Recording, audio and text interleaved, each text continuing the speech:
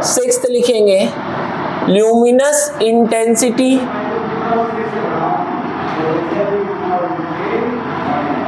और सेवेंथ लिखेंगे amount of substance, या इसी को हम मोल बोलते हैं।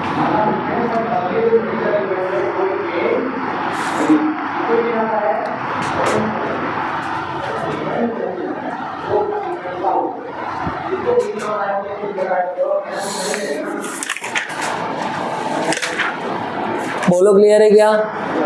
7 फंडामेंटल क्वांटिटीज है, इनको हमको याद रखना है। क्या क्या है बोलो?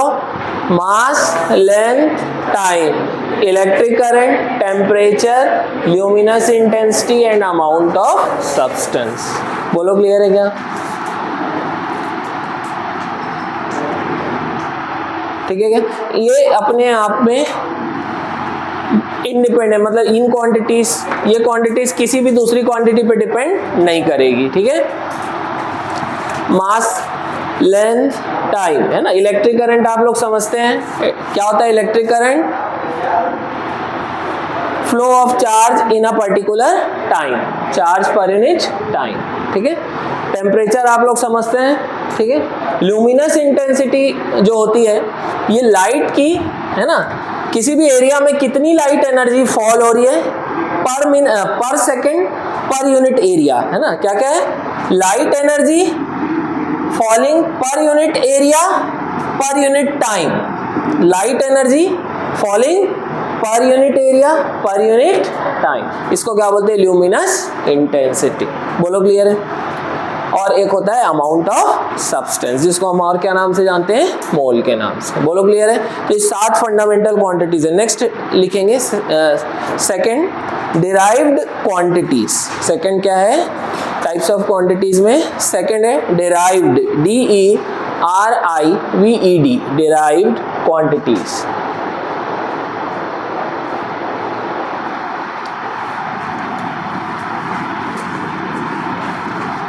बाकी सारी क्वांटिटी जो है ना वो इन्हीं 7 फंडामेंटल क्वांटिटीज के किसी ना किसी कॉम्बिनेशन से मिलके बनी। बोलो क्लियर है क्या? बाकी सारी क्वांटिटीज, मतलब फंडामेंटल क्वांटिटीज को छोड़ के बाकी जितनी भी क्वांटिटीज है वो इन्हीं फंडामेंटल क्वांटिटीज के कॉम्बिनेशन से बनी है। ठीक है क्या? इसलिए बाकी क्वांटिटीज को हम बोलते हैं डिराइव्ड क्वांटिटीज। क्या बोलते हैं? आ रहा है क्या समझ में? जैसे अगर मैं बोलूं speed, speed is equal to, बोलो क्या होता है? स्पीड क्या होता है? डिस्टेंस अपॉन टाइम होता है कि नहीं? अब डिस्टेंस मतलब क्या होता है? लेंथ होता है। डिस्टेंस मतलब क्या है? Length upon time. तो यहाँ 2 फंडामेंटल क्वांटिटी का कॉम्बिनेशन हो गया, एक लेंथ और एक टाइम। ये दोनों के कॉम्बिनेशन से क्या मिला है? स्पीड। इसलिए स्पीड क्या है? Derived quantity. बोलो क्लियर? डिराइव्ड मतलब जो किसी से बनी हो, किसी और चीज से बनी हो। बोलो क्लियर है? समझ में आ रहा है? क्लियर है पॉइंट? वैसे ही जैसे अगर मैं बोलूं चार्ज, चार्ज क्या है? Derived quantity. क्योंकि देखो I stand for current, current is charge upon time, तो चार्ज क्या होगा? Current into time. Current is a fundamental quantity, time is also a fundamental quantity. दोनों के कॉम्बिनेशन से जो मिला, जो डिराइव हुआ, वो क्या है? चार्ज। इसलिए हम इसको क्या बोलेंगे? Derived quantity. समझ में आ रहा है? तो 7 क्वांटिटी को छोड़ के बाकी तो सब क्या है? Derived quantity. तो कुछ भी एग्जांपल लिख सकते हो, फोर्स लिख सकते हो, है ना, चार्ज लिख सकते हो, बहुत सारे एग्जांपल है आप लिख सकते हो। क्लियर है क्या पॉइंट? समझ में आ रहा है? मैं कुछ डाउट है तो लिखेंगे डिराइव्ड क्वांटिटीज में डैश करके। The quantities which can be expressed in terms of fundamental quantities, the quantities which can be expressed in terms of fundamental quantities are called derived quantities, are called derived quantities, are called derived quantities.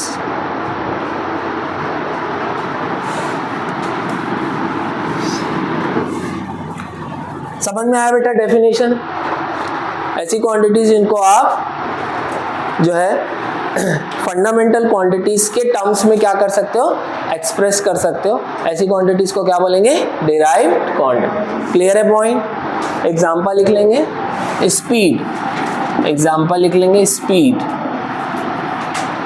Speed bracket में लिखोगे distance upon time, है ना। तो distance क्या है, length है, length और time ये दोनों क्या है, फंडामेंटल क्वांटिटीज है। फंडामेंटल क्वांटिटी के कॉम्बिनेशन से आपको क्या मिला, डिराइव्ड क्वांटिटी। अब देखो एक और एग्जांपल लेते हैं, एक्सेलरेशन। एक्सेलरेशन क्या होता है बोलो, इसको ना हम अगर आपको यूनिट पता है ना तो उससे भी फाइंड कर सकते हो। एक और तरीका है, देखो स्पीड की यूनिट बोलो मीटर पर बोल रहा हूं, मतलब पर के बाद जो आता है वो नीचे आएगा, पर के बाद जो आएगा वो कहाँ आएगा, डिनोमिनेटर में। तो मीटर पर सेकंड, सेकंड कहाँ आएगा, डिनोमिनेटर में, मतलब सेकंड क्या है, टाइम है।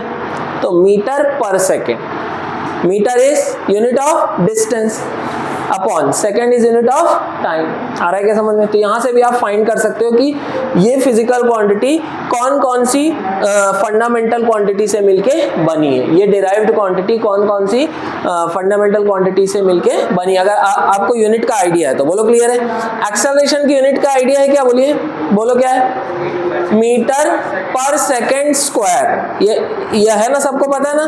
तो एक्सेलरेशन की अगर मैं यूनिट बोलूं, मतलब ये भी एक तरीका है निकालने का, ठीक है। सो मीटर पर सेकेंड स्क्वायर यूनिट की मदद से मैं निकाल सकता हूं। अब ये मीटर है, मीटर क्या है बोलो, मतलब मीटर किसकी यूनिट है, लेंथ की। सो लेंथ अपॉन सेकेंड किसकी यूनिट है, टाइम, लेकिन टाइम का स्क्वायर होगा क्योंकि सेकेंड का क्या है, स्क्वायर। तो लेंथ अपॉन टाइम का स्क्वायर। तो फिर से दो फंडामेंटल यूनिट का कॉम्बिनेशन है, लेंथ और टाइम। यहां भी लेंथ और टाइम, लेकिन यह लेंथ अपॉन टाइम है और ये क्या है, लेंथ अपॉन टाइम का स्क्वायर। बोलो क्लियर है। तो पहला एग्जांपल आपने लिखा डिस्टेंस अपॉन टाइम या स्पीड। सेकंड एग्जांपल आप लिख सकते हैं एक्सेलरेशन, एक्सेलरेशन ब्रैकेट में लिखेंगे लेंथ अपॉन टाइम का स्क्वायर, ठीक है क्या। नेक्स्ट लिख सकते हो आप चार्ज, चार्ज किसका कॉम्बिनेशन, अभी मैंने आप लोगों ने पढ़ा है, जो एग्जांपल मैं वही दे रहा हूं मेनली 9-10 में जो पढ़े हो। करंट होता है चार्ज पर यूनिट टाइम, पढ़े हो, चार्ज पर यूनिट टाइम। अब पर बोलने के बाद फिर टाइम आ रहा है, मतलब डिनोमिनेटर में कौन आएगा, टाइम। तो charge upon time is current. तो चार्ज कितना होगा, करंट इंटू टाइम। तो charge which is the combination of current into time. और करंट एक फंडामेंटल क्वांटिटी और टाइम भी क्या है, फंडामेंटल क्वांटिटी। बोलो क्लियर है। तो कॉम्बिनेशन डिवीजन वाला भी हो सकता है, मल्टीप्लिकेशन वाला भी हो सकता है। बोलो क्लियर है ना। ठीक है, और भी जो भी एग्जांपल आपको याद आते हैं बाद में लिख सकते हो। फोर्स का भी लिख सकते हो आप लोग, ठीक है, बता सकते हो फोर्स में क्या होगा, फोर्स का बता सकते हैं क्या कॉम्बिनेशन होगा आशी। फोर्स का बेसिक फॉर्मूला क्या है बताओ, मास इंटू एक्सेलरेशन। फोर्स का बेसिक फॉर्म बेटा यहां तक लिख लेते हैं आप लोग। करंट, फोर्स का भी एग्जांपल लिख सकते हो, मास इंटू एक्सेलरेशन। अब मैं क्या सिखा रहा हूं आपको, अगर आपको यूनिट पता है तो आप फंडामेंटल क्वांटिटी का कॉम्बिनेशन कैसा है वो लिख सकते हो। तो चलो मास, मास, ठीक है, इसको ये अपने को पता है मास है, तो इसको फिर केजी बोल के फिर मास करने का तो मतलब ही नहीं, अल्टीमेटली मास है, अपने को पता है। अब इसका अपने को पता है यूनिट क्या होता है, बोलो एक्सेलरेशन का क्या है, मीटर पर सेकेंड स्क्वायर।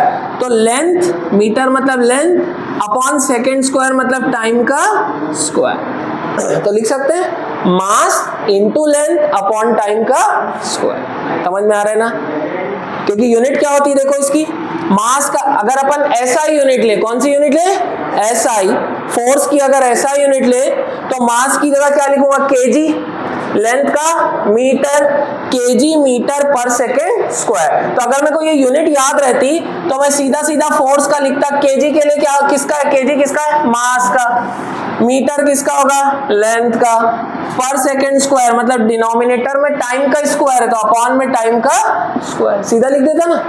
बोलो क्लियर है पॉइंट, नहीं आया समझ में, आ गया सबको। तो जो कॉम्बिनेशन आपको याद आएगा, आगे तो बहुत सारी हम फिजिकल क्वांटिटीज पढ़ेंगे, कुछ भी लिख सकते हो, कोई दिक्कत नहीं है, ठीक है ना। तो दो टाइप की फिजिकल क्वांटिटीज हमने मेनली देखा बेटा, फंडामेंटल, जो कितने फंडामेंटल क्वांटिटीज कितनी होती है, टोटल 7, ठीक है। और इन्हीं फंडामेंटल क्वांटिटीज के अलग अलग कॉम्बिनेशन से कौन बनता है, डिराइव्ड क्वांटिटी। क्लियर है क्या पॉइंट यहाँ तक, चलिए आगे बढ़ेंगे, नेक्स्ट हेडिंग डालेंगे फिजिकल यूनिट और सिंपली यूनिट।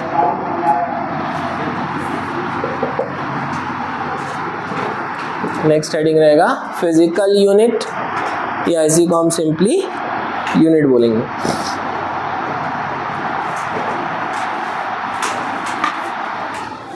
ठीक है क्या, यूनिट का मतलब होता है ना,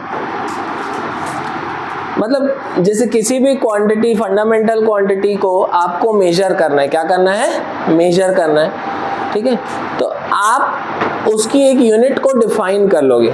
यूनिट का मतलब होता है एक स्टैंडर्ड को डिफाइन करोगे। जैसे मान लो मुझे लेंथ को मेजर करना है, किसको मेजर करना है, लेंथ को, तो मैंने इतनी लेंथ को 1 मीटर मान लिया, कितना मान लिया, 1 मीटर, आ रहा है ना समझ में, इतनी लेंथ को क्या मान लिया, 1 मीटर, ठीक है। तो ये मैंने एक स्टैंडर्ड चूज कर लिया, वो स्टैंडर्ड किसका होना चाहिए, लेंथ का ही, किसका होना चाहिए, मतलब अगर मेरे को लेंथ को मेजर करना है तो मास थोड़ी ना चूज करूंगा, मैं क्या चूज करूंगा, लेंथ का ही एक स्टैंडर्ड।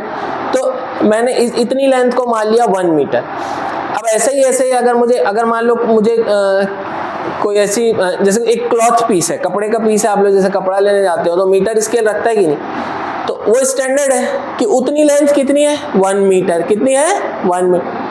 अब उसी के अकॉर्डिंग आपने स्टैंडर्ड चूज कर लिया कि इतनी लेंथ को 1 मीटर बोलते हैं, अब उसी के अकॉर्डिंग मेजरमेंट करोगे। आपको 10 मीटर चाहिए तो ऐसी कितने बार करेगा, 10 बार करेगा। बोलो क्लियर है ना। तो आपको स्टैंडर्ड चूज करना है, ठीक है। किसी भी मेजरमेंट को, किसी भी फिजिकल क्वांटिटी को अगर आपको मेजर करना है तो उसका एक स्टैंडर्ड चूज करना पड़ेगा, उसी स्टैंडर्ड को हम बोलते हैं यूनिट। क्या बोलते हैं, यूनिट। आ रहा है क्या समझ में, बोलो क्लियर है, ठीक है। 1 kg, एक पर्टिकुलर मास को आपने एक फिक्स मास को डिफाइन कर लिया कि 1 kg है, कितना है ये, 1 kg। आ रहा है समझ में। अब ऐसे ही अगर आपको 10 kg चाहिए तो ऐसे कितने मास लोगे, 10, कितने लोगे, 10। तो वो जो स्टैंडर्ड आपने चूज किया है वो किसका यूनिट हो जाएगा, मास का, किसका यूनिट हो जाएगा, मास। आ रहा है क्या समझ में, क्लियर है पॉइंट। तो लिखेंगे आप लोग डैश करके यूनिट। बेटा सोचो ना, 1 kg क्या है, कुछ पता है क्या आपको, नहीं पता था ना, शुरुआत में ऐसा इमेजिन करो कि 1 kg क्या है, कुछ नहीं। तो एक स्टैंडर्ड चूज किया गया कि भैया इतने मास को अब से क्या माना जाएगा, 1 kg।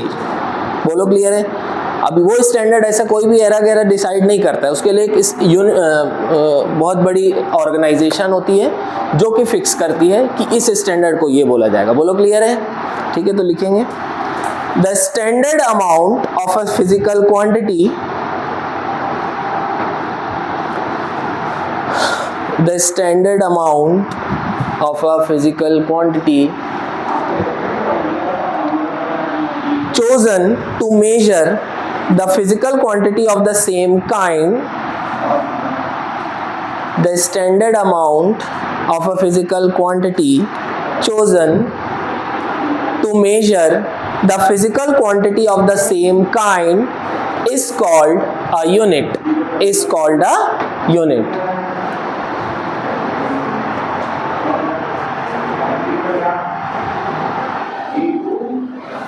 क्या है? The standard amount of a physical quantity chosen to measure the physical quantity of the same kind is called a unit. Definition समझ में आ गया? जो स्टैंडर्ड अमाउंट हम चूज करते हैं किसी भी एक फिजिकल क्वांटिटी का, ठीक है, for measurement, which is use for measurement, उस स्टैंडर्ड अमाउंट को हम क्या बोलते हैं? यूनिट या फिजिकल यूनिट। क्लियर है पॉइंट? नेक्स्ट लिखेंगे, नेक्स्ट हेडिंग डालेंगे,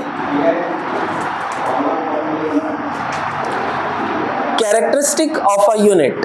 characteristic of a unit, characteristic of a unit.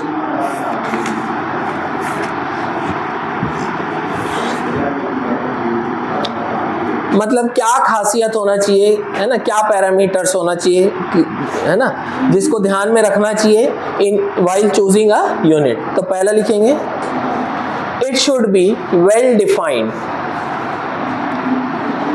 It should be well defined, जिसको आप प्रॉपरली डिफाइन कर सको, बता सको। It should be well defined, ठीक है क्या? सेकंड लिखेंगे, it should not change with time. ऐसा नहीं हो कि समय के साथ ये चेंज हो। It should be well defined. Second, it should not change with time. बोलो क्लियर है क्या? Third, it should not be affected by change in pressure, temperature, etc. It should not be affected by change in, it should not be affected by change in pressure, temperature, etc.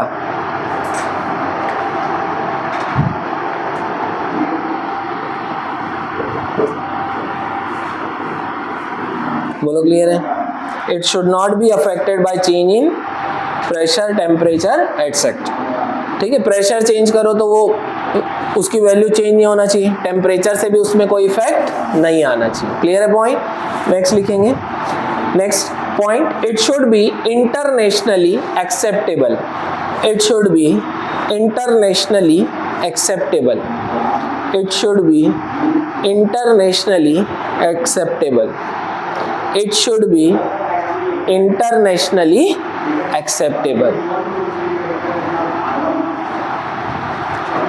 Clear है? तो अगर आपको आपके पास आता है लिखने के लिए कि भाई कुछ कैरेक्टरिस्टिक बताइए जो एक यूनिट को चूज करने के लिए हमको ध्यान में रखना चाहिए, तो ये चीजें हमको ध्यान में रखना है। बोलो क्लियर है? नेक्स्ट लिखेंगे, classification of unit. Next heading रहेगी, classification of unit. Classification of unit. Classification of unit. First लिखेंगे, देखो यहां पर यूनिट को वो किस टाइप की क्वांटिटी की यूनिट है उसके बेसिस पे क्लासिफाई किया गया है। फंडामेंटल क्वांटिटी की यूनिट है या डिराइव्ड क्वांटिटी की यूनिट है। फंडामेंटल क्वांटिटी की यूनिट को बोलेंगे फंडामेंटल यूनिट। क्या बोलेंगे? टोटल कितनी फंडामेंटल यूनिट्स होना चाहिए? 7, क्योंकि टोटल कितनी फंडामेंटल क्वांटिटीज है? 7। और डिराइव्ड क्वांटिटीज की यूनिट को क्या बोलेंगे? Derived unit. क्या बोलेंगे? वो तो कितनी भी हो सकती है, वो फिक्स नहीं है। क्लियर है? तो क्लासिफिकेशन ऑफ यूनिट, फर्स्ट लिखेंगे फंडामेंटल यूनिट,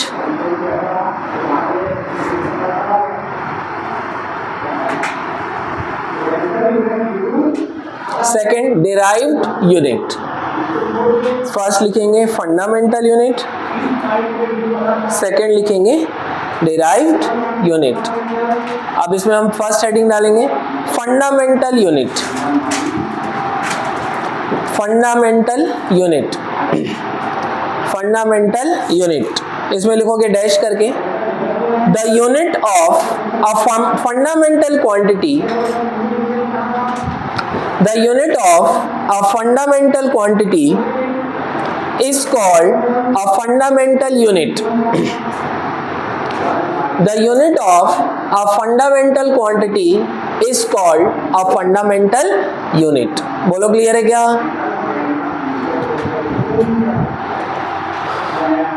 तो फंडामेंटल क्वांटिटी की यूनिट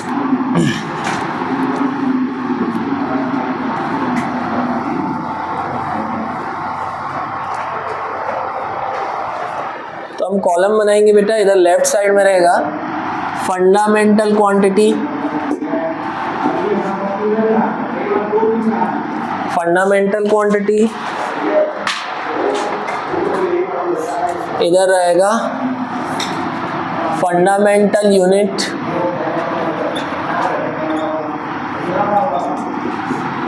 और ये रहेगा सिंबल, उस यूनिट का सिंबल। 3 कॉलम बनेंगे। पहली फंडामेंटल क्वांटिटी है लेंथ। पहली क्या है? या चलो मास। पहली फंडामेंटल क्वांटिटी क्या है? मास। मास की फंडामेंटल यूनिट मतलब मास की यूनिट, मास की यूनिट है मतलब वो ऑब्वियसली क्या हो गई? फंडामेंटल यूनिट, वो है किलोग्राम। ठीक है क्या? और उसका सिंबल क्या होगा? बोलिए kg, किलोग्राम। समझ में आ रहा है ये? सेकेंड, लेंथ, फंडामेंटल यूनिट है मीटर और इसका सिंबल है स्मॉल m, मीटर। क्लियर है क्या? थर्ड, टाइम, फंडामेंटल यूनिट है सेकेंड, सिंबल है s। ठीक है?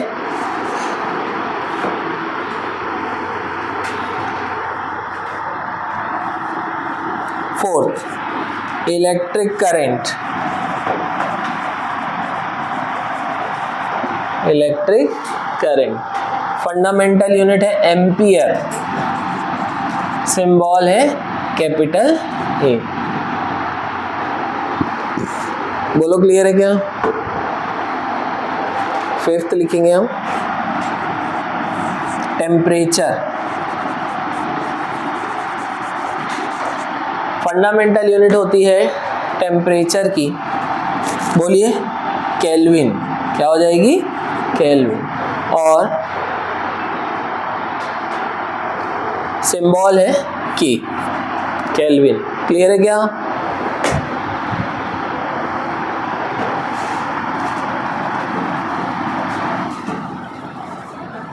नेक्स्ट है सिक्स्थ। बेटा ऊपर में लिख रहा हूं, फर्स्ट वाला आप लोग लिख लिए थे ना? लिख लिए थे? सिक्स्थ है ल्यूमिनस इंटेंसिटी,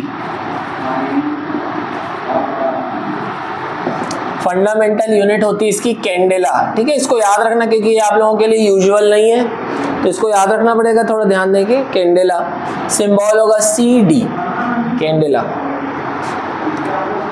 लास्ट है अमाउंट ऑफ सब्सटेंस,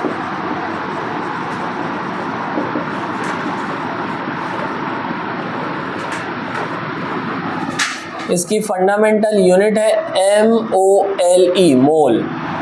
ठीक है, और उसका सिंबल में जब लिखोगे तो MOL लिखते हैं, सिंबल में जब लिखोगे तो MOL।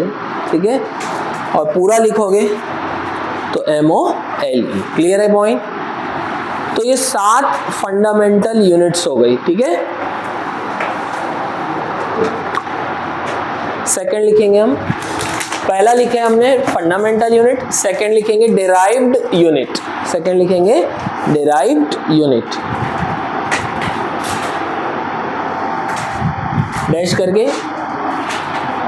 The unit of a derived quantity is called a derived unit.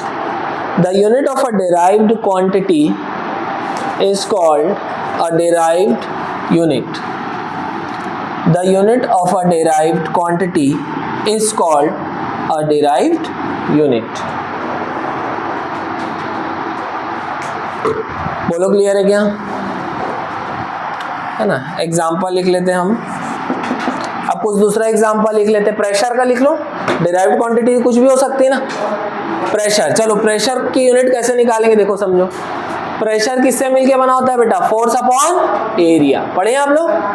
Pressure is force per unit area. अब पर बोला तो फिर से एरिया कहाँ आएगा? डिनोमिनेटर में। अच्छा, फोर्स की यूनिट अभी मैंने बताया था, बोलो क्या थी? केजी मीटर पर सेकेंड स्क्वायर, याद आ रहा है? और एरिया मतलब लेंथ का स्क्वायर, लेंथ मतलब मीटर, तो मीटर का स्क्वायर होगा ऐसा।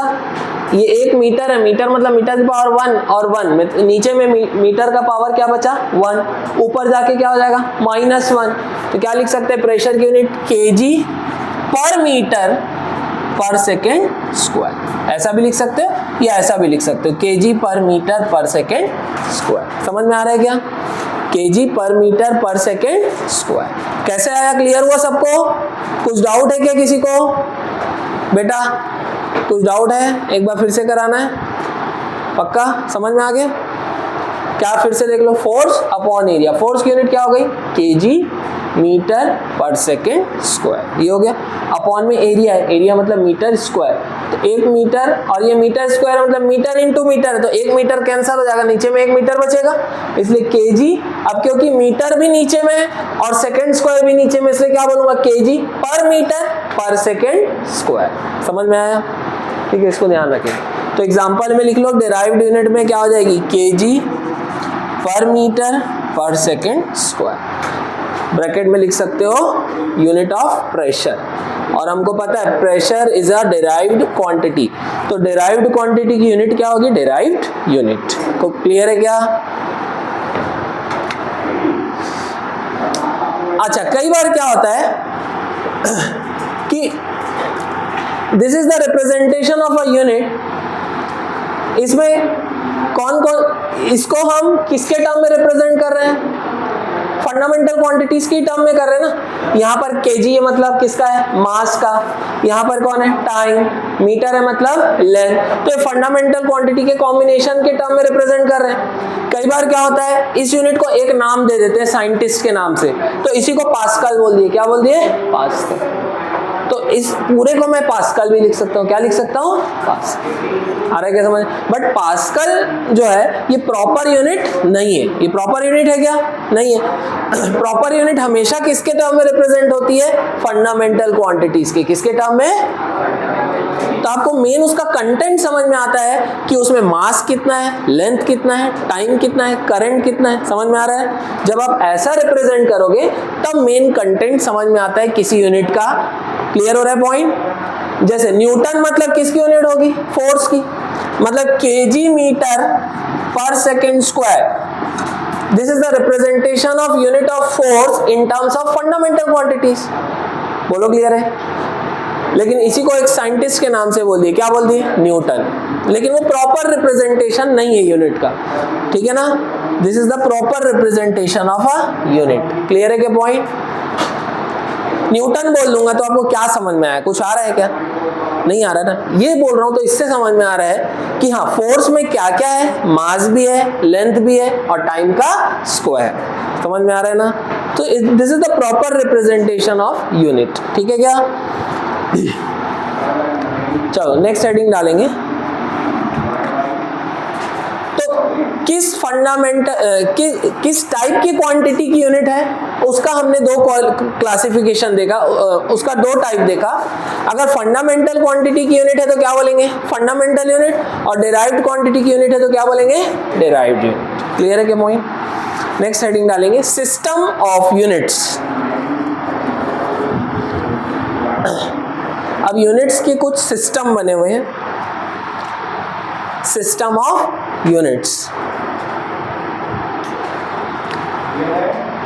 अलग अलग सिस्टम में अलग अलग लेंथ है ना, अलग अलग यूनिट्स को चूज किया गया। बोलो क्लियर है? जैसे सीजीएस सिस्टम में है ना, एक सिस्टम है सीजीएस सिस्टम। सीजीएस सिस्टम में लेंथ की यूनिट कौन है? सेंटीमीटर। कौन है? आ रहा है क्या समझ में? मास की यूनिट कौन है? ग्राम। और टाइम की यूनिट क्या है? सेकेंड। वैसे ही अगर मैं बोलूं MKS system, CGS system, C for centimetre, G for gram, S for second. एक और सिस्टम होता है MKS सिस्टम, ठीक है, इसमें M स्टैंड्स फॉर मीटर। तो यहाँ पर मैं लेंथ की यूनिट चूज कर रहा हूँ सेंटीमीटर, यहाँ पर यूनिट क्या है मीटर। आ रहा है क्या समझ में? तो मीटर के क्या है किलोग्राम और S क्या है सेकंड। आ रहा है क्या समझ में? अलग अलग सिस्टम क्यों बना हुआ है? क्योंकि आप कैसा टाइप का मेजरमेंट करना चाह रहे हो उसके हिसाब से। बोलो क्लियर है?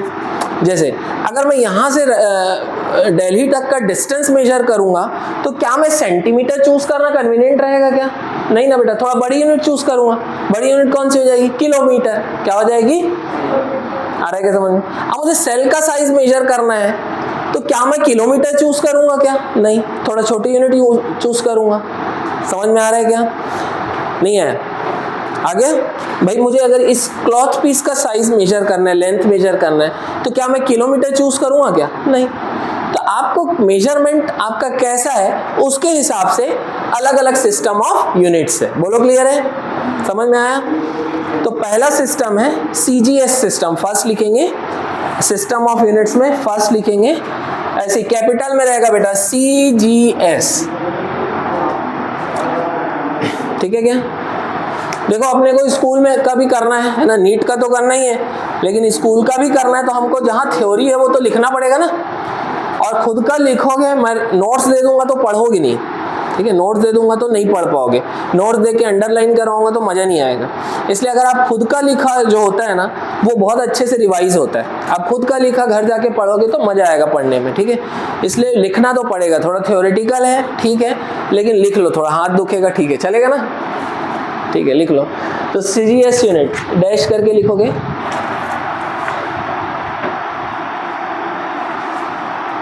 अच्छा, इसमें ऐसा कुछ डेफिनेशन नहीं लिखना है, इसमें बस हमको ये ध्यान रखना है CGS यूनिट में सिर्फ 3 फंडामेंटल क्वांटिटीज की यूनिट्स हैं। कौन कौन सी? सेंटीमीटर मतलब लेंथ, ग्राम मतलब मास और टाइम मतलब सेकंड। आ रहा है ना समझ में? इससे ज्यादा फंडामेंटल क्वांटिटी की यूनिट CGS सिस्टम में नहीं है। बोलो क्लियर है? तो लिखेंगे डैश करके इसमें, इन दिस सिस्टम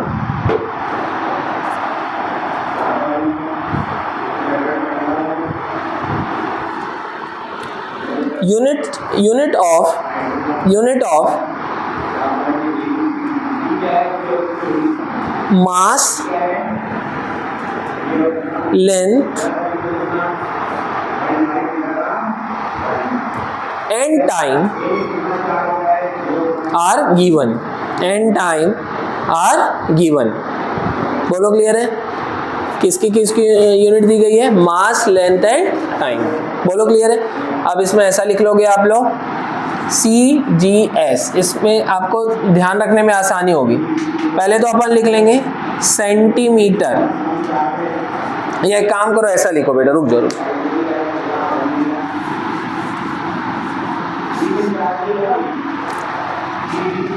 CGS ऐसा लिखो, ठीक है? C मतलब क्या हो जाएगी? सेंटीमीटर, ठीक है क्या? CGS को मैं इस तरह से रिप्रेजेंट कर रहा हूं ताकि आपको याद करने में आसानी हो। C फॉर सेंटीमीटर, ब्रैकेट में लिखोगे unit of length, G for gram, unit of mass. Next लिखोगे second, unit of time, unit of time, ठीक है क्या? तो पहला हो गया CGS सिस्टम। सेकेंड लिखेंगे FPS सिस्टम। सेकेंड रहेगा FPS सिस्टम, ठीक है क्या? इसमें भी 3 फंडामेंटल क्वांटिटीज की ही यूनिट्स है, ठीक है क्या? कौन कौन सी? मास, लेंथ एंड टाइम लिखेंगे। सेम वैसे ही लिख लोगे। उसमें क्या लिखे थे बोलो? हाँ वैसे ही लिख लोगे, सेम वैसे ही। In this system In this system, unit of mass, length and time are given. In this system, unit of mass, length and time are given.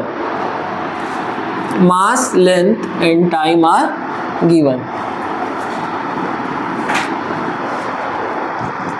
फिर से ऐसा लिख रहा हूँ, देखो FPS, F फॉर फुट,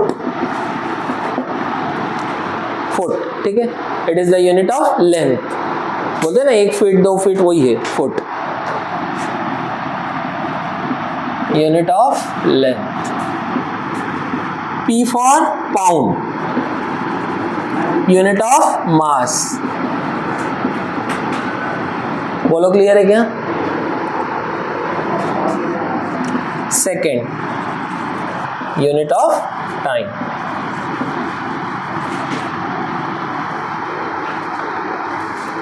ठीक है क्या? Foot, pound, second. बस आपको यही पता होना चाहिए कि ये फुट किसका यूनिट है, पाउंड किसका है.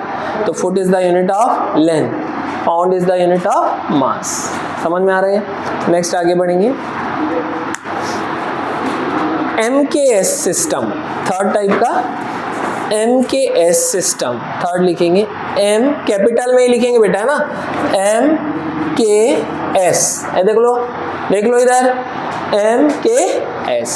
MKS system.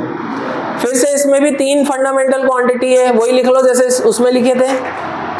In this system, unit of mass, length and time are given. In this system, unit of mass, length and time are given. In this system, unit of mass, length and time are given. ठीक है क्या? देखो इधर ऐसा वैसे लिखेंगे, MKS, M for metre. ठीक है, ये थोड़ा बड़ी यूनिट हो गई. CGS सिस्टम में लेंथ की यूनिट थोड़ी छोटी थी, सेंटीमीटर था, अब ये थोड़ी बड़ी हो गई. ठीक है, metre, unit of length.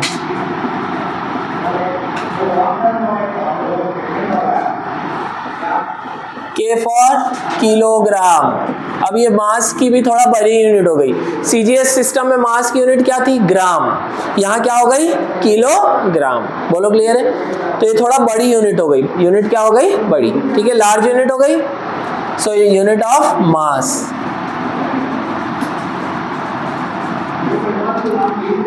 S for second, unit of time. Clear है क्या? क्या क्या सिस्टम पढ़ा? CGS, इसमें भी मास, लेंथ और टाइम की यूनिट है. FPS, foot pound second, foot pound second, इसमें भी मास, लेंथ और टाइम की यूनिट है. थर्ड क्या पढ़ा, MKS, इसमें भी मास, लेंथ और टाइम की यूनिट है. क्लियर है क्या? नेक्स्ट लिखेंगे फोर्थ, SI सिस्टम. फोर्थ लिखेंगे SI system.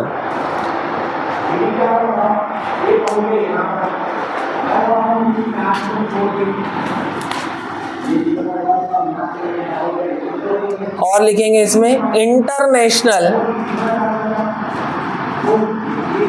System of units. International system of units. बोलो क्लियर है क्या? SI सिस्टम, या इसी को बोलेंगे इंटरनेशनल सिस्टम ऑफ यूनिट्स. इसको इंटरनेशनल सिस्टम ऑफ यूनिट्स इसलिए बोला गया है क्योंकि ये हर जगह एप्लीकेबल है. It is widely acceptable. It is widely acceptable. बोलो क्लियर है? ज्यादातर यही सिस्टम यूज होता है. समझ में आ रहा है? किसी भी कंट्री में जाओगे आप तो ये सिस्टम यूज होगा. ठीक है क्या? वहां का लोकल भी सिस्टम होगा, लेकिन अगर, है ना, लेकिन ये सिस्टम भी वहां प्रेजेंट होगा. बोलो क्लियर है? ठीक है. तो अच्छा, इसके पहले वाले सिस्टम में सिर्फ 3 फंडामेंटल क्वांटिटीज ही कवर हो रहे थे, मास, लेंथ और टाइम. इसमें सारे फंडामेंटल क्वांटिटीज की यूनिट होगी. बोलो क्लियर है? तो लिखेंगे और इसको हम बोल सकते हैं कि this is the extension of MKS system, क्योंकि इसमें भी लेंथ की यूनिट मीटर होगी, मास की क्या होगी किलोग्राम, टाइम की सेकेंड। तो MKS सिस्टम में सिर्फ 3 फंडामेंटल क्वांटिटी कवर हो रही थी। It is the extension of MKS system, इसमें सारी फंडामेंटल क्वांटिटी कवर होगी, तो डैश करके लिखेंगे it is the extension of MKS system.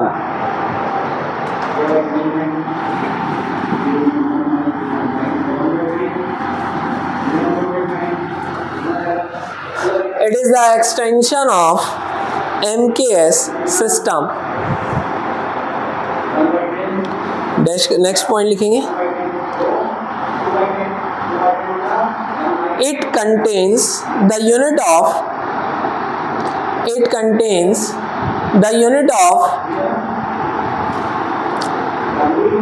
all 7 fundamental quantities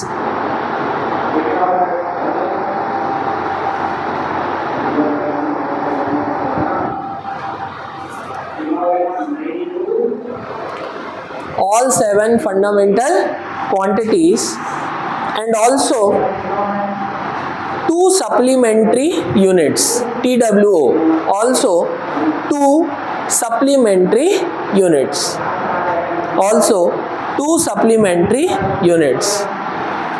It contains the unit of all 7 fundamental quantities and also 2 supplementary units. अब supplementary का मतलब क्या होता है, जो बाद में ऐड की गई है। सप्लीमेंट्री जैसे अपन पेपर लेते हैं तो सप्लीमेंट्री लेते हैं ना, एडिशनल, तो वैसे ही सप्लीमेंट्री यूनिट बाद में दी गई 2 क्वांटिटीज की, एक एंगल की यूनिट, इसको सप्लीमेंट्री यूनिट बोलेंगे। क्या बोलेंगे, जिसकी यूनिट आपने पढ़ा है, क्या होती है एंगल की यूनिट, रेडियन। हमने पढ़ा था ना SI सिस्टम में क्या यूज करना है, मतलब न्यूमेरिकल जब भी यूज करेंगे तो कौन सी यूनिट यूज करना है, रेडियन, डिग्री को यूज नहीं करना है। तो बाद में 2 और यूनिट को जोड़ा गया, 7 यूनिट तो थी फंडामेंटल यूनिट में, फिर बाद में 2 यूनिट को और जोड़ा गया, ठीक है। एक हो गई एंगल और दूसरी हो गई, है ना, एंगल की यूनिट जिसको रेडियन बोलते हैं, ये भी मैं आगे लिखाऊंगा, और दूसरी होती है सॉलिड एंगल, इसकी यूनिट होती है स्टेरेडियन। क्या होती है इसकी यूनिट, तो 2 क्वांटिटीज की यूनिट जो है ये बाद में जोड़ी गई, जिनको बोला जाता है सप्लीमेंट्री यूनिट्स। क्या बोला जाता है, आ रहा है क्या समझ में, ठीक है। लेकिन ये फंडामेंटल क्वांटिटीज का एडिशन नहीं है, ये मत सोचना कि बाद में 2 और फंडामेंटल क्वांटिटीज जोड़ी गई, ये दोनों फंडामेंटल क्वांटिटी नहीं है, एडिशनल 2 यूनिट्स हैं, ठीक है। इसलिए इनको बोला गया फंडामेंटल, क्या बोला गया इनको, सप्लीमेंट्री यूनिट्स। बोलो क्लियर है। लेकिन फंडामेंटल क्वांटिटी तो 7 ही होगी, फंडामेंटल यूनिट्स भी कितनी होगी, 7। समझ में आ रहा है। और सप्लीमेंट्री यूनिट बोले तो 2 ही ध्यान रखना है, एंगल की यूनिट और सॉलिड एंगल की। अब ये क्या होता है, एंगल तो मैं आप लोगों को समझा चुका हूँ, है ना, ट्रिग्नोमेट्री हम पढ़ेंगे, आप लोगों को फिर से बताऊंगा मैं एंगल क्या होता है, और सॉलिड एंगल जो है मेनली आप 12th में पढ़ते हैं, ठीक है। थोड़ा सा इसका ओवरव्यू मैं दे दूंगा, ठीक है ना, है ना। इसका क्वेश्चन आया था बेटा इस साल नीट में, सॉलिड एंगल का, ठीक है ना, नीट में क्वेश्चन आया था, मतलब स्टेरेडियन का, स्टेरेडियन से रिलेटेड क्वेश्चन आया था, ठीक है। जो अभी अपन पढ़ते पढ़ते इसको सॉल्व कर लेंगे, पता चल जाएगा, ठीक है। क्या लिखे थे आप लोग, क्या लिखे थे बेटा, अभी क्या लिखे लेटेस्ट में, अभी क्या लिखे थे हम, अच्छा SI सिस्टम चल रहा है, SI सिस्टम है ना। तो फिर से टेबल बना लेंगे, इसमें SI सिस्टम में कौन कौन सी यूनिट्स आती है ये आपको पता है, लेकिन हम फिर से लिख लेंगे। SI सिस्टम में जैसे MKS के लिए लिखा है ना, वैसे इसमें लिख लेंगे। बोलो मास के लिए क्या हो जाएगी, मीटर। इंटरनेशनल SI यूनिट क्या हो जाएगी, मीटर, ठीक है। इसका सिंबल हो जाएगा m। लेंथ के लिए हो जाएगी, सॉरी मास के लिए किलोग्राम, kg, ठीक है। लेंथ के लिए बोलो मीटर, ठीक है, m। टाइम के लिए क्या हो जाएगा, सेकेंड, सिंबल हो जाएगा s, ठीक है क्या।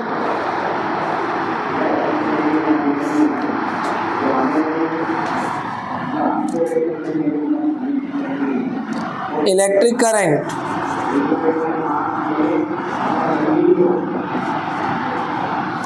एम्पियर, ठीक है क्या। इलेक्ट्रिक करंट के लिए क्या लिखेंगे, एम्पियर, है ना, स्मॉल से लिखो, स्मॉल ए, एम्पियर, ब्रैकेट में कैपिटल ए, ठीक है क्या। टेम्परेचर, टेम्परेचर की SI यूनिट हो जाएगी केल्विन की।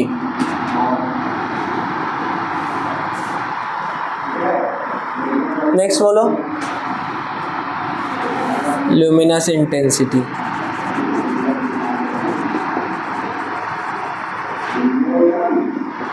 क्या बोलेंगे, बोलो कैंडेला, CD। लास्ट है अमाउंट ऑफ सब्सटेंस,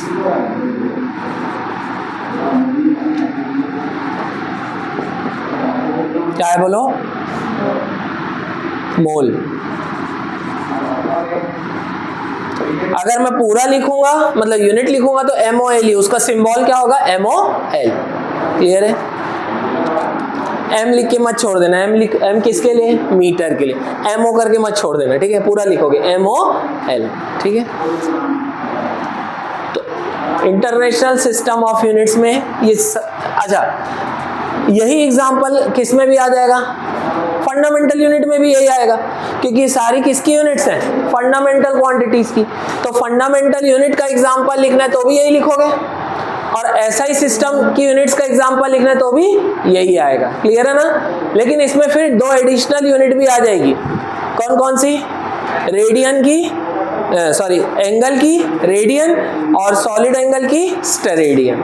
नेक्स्ट लिखेंगे, इसी में नीचे में लिखोगे आप लोग सप्लीमेंट्री यूनिट्स,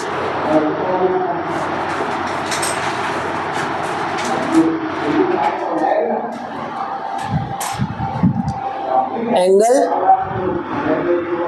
इसमें लिखेंगे रेडियन, और सॉलिड एंगल इसको बोलेंगे स्टेरेडियन। सॉलिड एंगल को क्या बोलेंगे, स्टेरेडियन।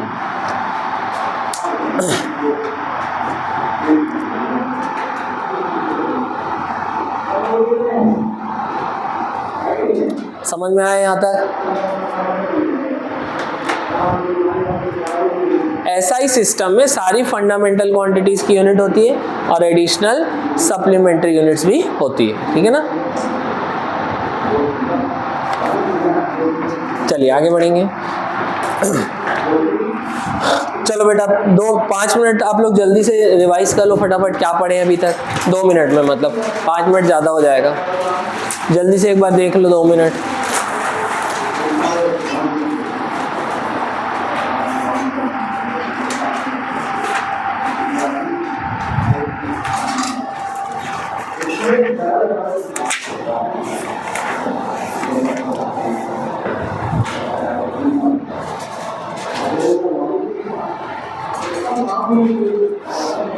बेटा दिखाइए एनसीईआरटी।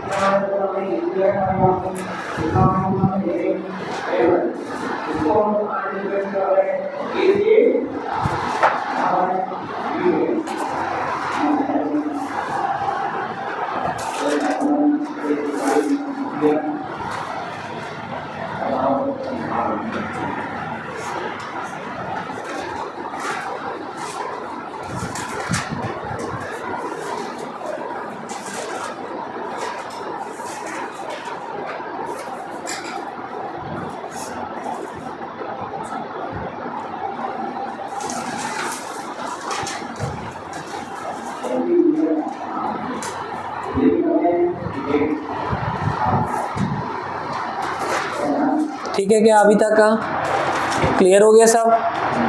कोई डाउट है फिर? बेटा डाउट है किसी को? चलिए आगे बढ़ते हैं, नेक्स्ट हेडिंग डालेंगे।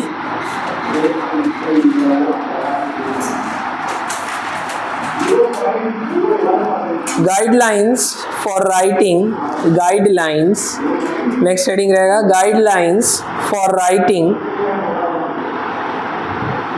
SI units, guidelines for writing SI units.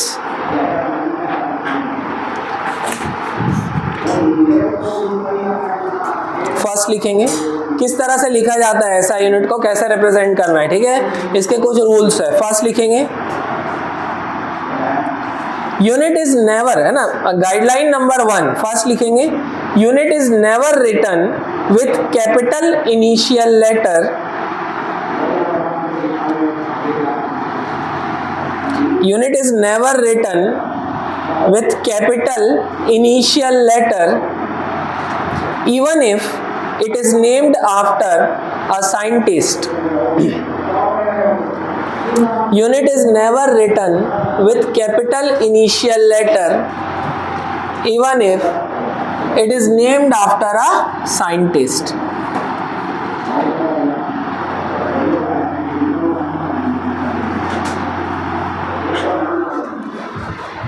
Unit is never written with capital initial letter even if it is named after a scientist. जैसे मान लो अगर आपको एम्पियर लिखना है, एम्पियर किसकी यूनिट है? करंट की, तो एम्पियर, तो जब पूरा लिखोगे तो हमेशा सारे लेटर स्मॉल होना चाहिए, सारे अल्फाबेट क्या होना चाहिए? स्मॉल। आ रहा है क्या समझ में? जैसे ऐसा, ऐसा नहीं, बोलो क्लियर है? या ऐसा नहीं कि पहला वर्ड कैपिटल में लिख दिया फिर बाकी स्मॉल में लिख, ऐसा नहीं, शुरुआत से इनिशियल लेटर भी कैपिटल नहीं होना चाहिए। बोलो क्लियर है? इवन वो साइंटिस्ट के नाम से ही क्यों ना हो, जैसे Newton, Newton is the name of a scientist, तो भले ही वो साइंटिस्ट के नाम से, तो भी हमको पूरा स्मॉल लेटर में ही लिखना है। हाँ, लेकिन ये होता है कि इसका जो सिंबल होता है वो कैपिटल से लिखेंगे। किससे लिखेंगे? कैपिटल N से। बोलो क्लियर है क्या? समझ में आया? तो जब भी पूरा कंप्लीट यूनिट आप लिखोगे, ठीक है क्या? जैसे और बोलो कुछ एग्जांपल, जूल, जूल किसकी यूनिट है? एनर्जी की। Joule is the also the name of a scientist, भले ही साइंटिस्ट के नाम से, तो भी क्या होगा, अगर पूरा लिखेंगे तो स्मॉल जे ही लिखेंगे, JOULE। समझ में आ रहा है? तो जब भी यूनिट को आप पूरा लिखोगे, चाहे वो साइंटिस्ट के नाम से हो या ना हो, आपको हमेशा स्मॉल लेटर से ही लिखना है। बोलो क्लियर है क्या? तो एग्जाम्पल लिखेंगे, example SI unit of force is Newton।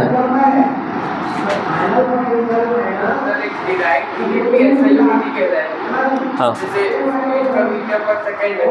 वो SI को डिराइव्ड क्वांटिटीज की भी SI यूनिट हो सकती है, फंडामेंटल क्वांटिटीज की भी SI यूनिट हो सकती है। SI unit of force is Newton and not ऐसा न्यूटन। बोलो क्लियर है क्या? इस इन दोनों से आपको कंपैरिजन हो जाएगा, क्लियर है ना? ठीक है। एंड नॉट का मतलब ऐसा नहीं लिखना है, ठीक है ना, समझ जा रहे हो, ये सही है। तो पहली गाइडलाइन आप लोगों को क्लियर हो गई क्या? सेकेंड गाइडलाइन लिखेंगे, for a unit named after a scientist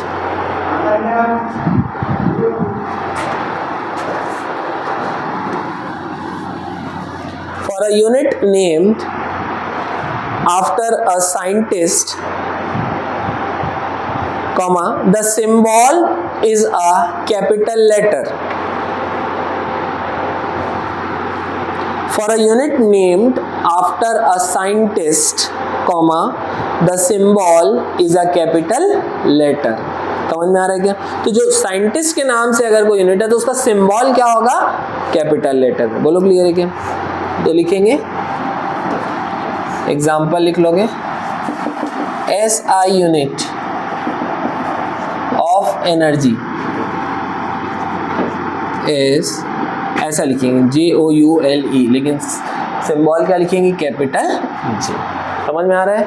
ठीक है ना।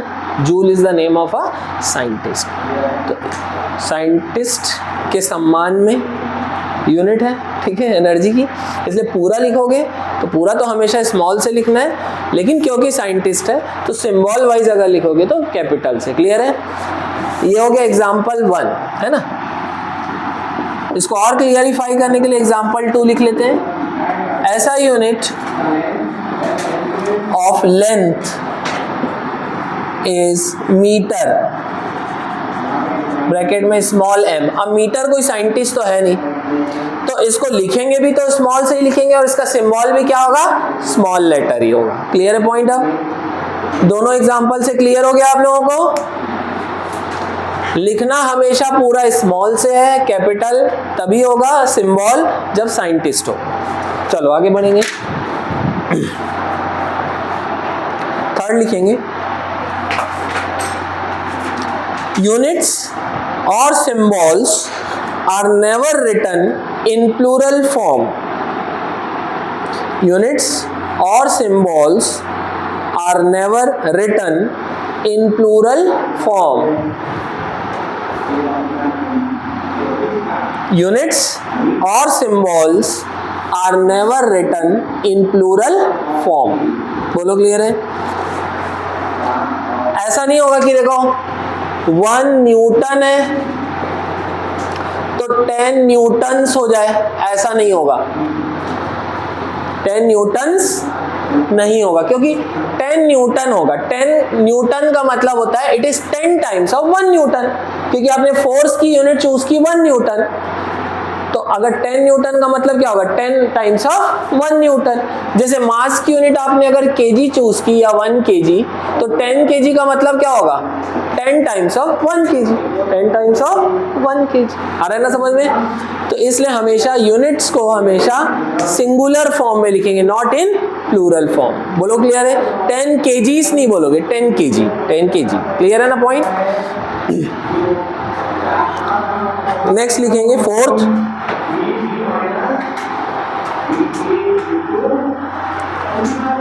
Punctuation marks. पंक्चुएशन मार्क्स किसको बोलेंगे हम? जैसे फुल स्टॉप हो गया, कॉमा हो गया, ठीक है, ब्रैकेट में लिखोगे फुल स्टॉप, कॉमा, मतलब वैसा लिखना पड़ेगा, फुल स्टॉप और कॉमा COMMA में, bracket close, are not written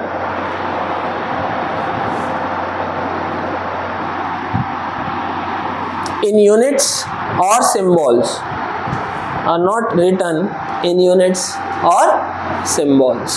आ रहा है क्या समझ में? ना कहीं हमको यूनिट लिखते समय बीच में ऐसा सेंटीमीटर इस टाइप का, मतलब बीच में ना फुल स्टॉप लगाना है, ना बीच में क्या लगाना है? कॉमा लगाना है। सेंटीमीटर को जैसे सिंबल में लिखते हैं तो अपन CC लिखते हैं, या ऐसा, सॉरी, सेंटीमीटर क्यूब जैसे मैं लिखा हूं, सेंटीमीटर क्यूब, या ऐसा सेंटीमीटर का क्यूब, सेंटीमीटर का क्यूब, तो उसको शॉर्ट में सीसी लिखते हैं। क्या लिखते हैं? सीसी। आ रहा है ना समझ? ऐसा नहीं सी डॉट ऐसा नहीं। बोलो क्लियर है? तो जब भी आप कोई यूनिट लिखोगे तो बीच में ना कोई कॉमा होना चाहिए, ना कोई डॉट होना चाहिए, ना कोई फुल स्टॉप। क्लियर है क्या? एग्जाम्पल लिख लेंगे। 1 litre is equal to 1000 cc, bracket में लिखोगे नॉट सी डॉट।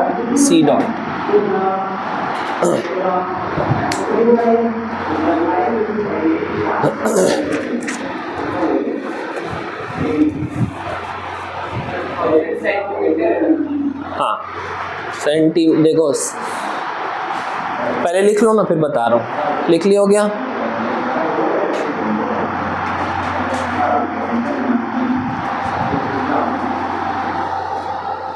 बेटा पेट्रोल क्या होता है? 1 डायमेंशनल स्ट्रक्चर है कि 2 डायमेंशनल की 3 डायमेंशनल? 3 डायमेंशनल। क्या है? तो उसका हमको लेंथ थोड़ी ना चाहिए रहता, उसका क्या ना एरिया चाहिए। लेंथ किसका चाहिए होता है? 1 डायमेंशनल स्ट्रक्चर का। 1 मीटर पेट्रोल दे दो ऐसा बोलोगे क्या? नहीं। लेंथ किसका चाहिए हमेशा? 1 डायमेंशनल स्ट्रक्चर का। एरिया किसका चाहिए हमेशा? 2 डायमेंशनल स्ट्रक्चर। और वॉल्यूम हमेशा किसका चाहिए? 3 डायमेंशनल स्ट्रक्चर। बोलो क्लियर है? समझ में आ रहा है? तो 1 डायमेंशनल स्ट्रक्चर है मतलब लेंथ है तो यूनिट क्या होगी? मीटर। एरिया तो एरिया की यूनिट क्या होगी? Metre into metre, that is metre square. और वॉल्यूम की यूनिट क्या होगी? Metre into metre into metre, क्योंकि 3 एक्सिस की लेंथ इन्वॉल्व हो रही है, एक्स वाई और जेड। बोलो क्लियर है? क्योंकि स्ट्रक्चर के वॉल्यूम किस कब यूज होता है? जब भी कौन आएगा? 3 डायमेंशनल स्ट्रक्चर। कौन आएगा? 3 डायमेंशन। आ रहा है क्या समझ में? तो metre into metre into metre मतलब क्या हो जाएगा? Metre cube. तो मीटर क्यूब वॉल्यूम की ऐसा यूनिट होगी कि सीजीएस यूनिट होगी? सीजीएस होगी ना बेटा, ऐसा ही होगी। क्या होगी? क्योंकि मीटर का क्यूब है ना बेटा, मीटर का क्यूब है। तो मीटर अल्टीमेटली कौन सी यूनिट से रिलेटेड है? एसआई से, या बोलो एमकेएस से भी है, लेकिन अब हम एमकेएस की बात नहीं करेंगे। एमकेएस की बात अपन एक बार कर ली तो कर ली। अब या तो बात होगी सीजीएस की या तो एसआई की, या तो सीजीएस की या तो एसआई। बोलो क्लियर है? तो ये एमकेएस की भी यूनिट है मीटर, लेकिन अब अपन ऐसा नहीं बोलेंगे कि ये एमकेएस की यूनिट है। ये किसकी यूनिट है? SI unit. ये कैसे टाइप की यूनिट है? एसआई, एसआई सिस्टम की। बोलो क्लियर है? एमकेएस सिस्टम की नहीं है, ठीक है ना? वो पढ़ने के लिए था। बोलो अब मेनली 2 ही अपन ध्यान रखेंगे, सीजीएस या तो एसआई। अगर ऐसा होता है सेंटीमीटर क्यूब, ये किससे रिलेटेड है? सीजीएस से, क्योंकि सेंटीमीटर किसकी यूनिट है? सीजीएस सिस्टम की। कौन से सिस्टम की यूनिट है? उसी से रिलेटेड है ना, तो कौन सी यूनिट हो गई? CGS unit. कौन सी यूनिट हो गई? और ये मीटर से रिलेटेड है। मीटर किसकी यूनिट हो गई?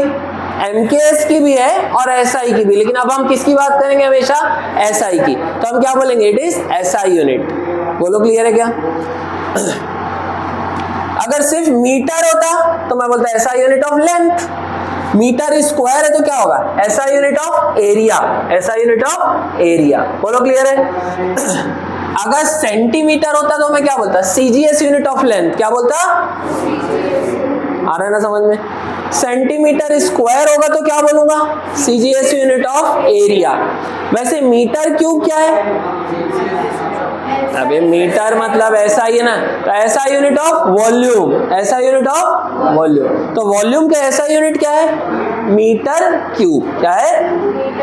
आ रहा है? और अगर मैं बोलूंगा सेंटीमीटर क्यूब तो क्या होगा? CGS unit of volume, CGS unit of volume. Clear है क्या?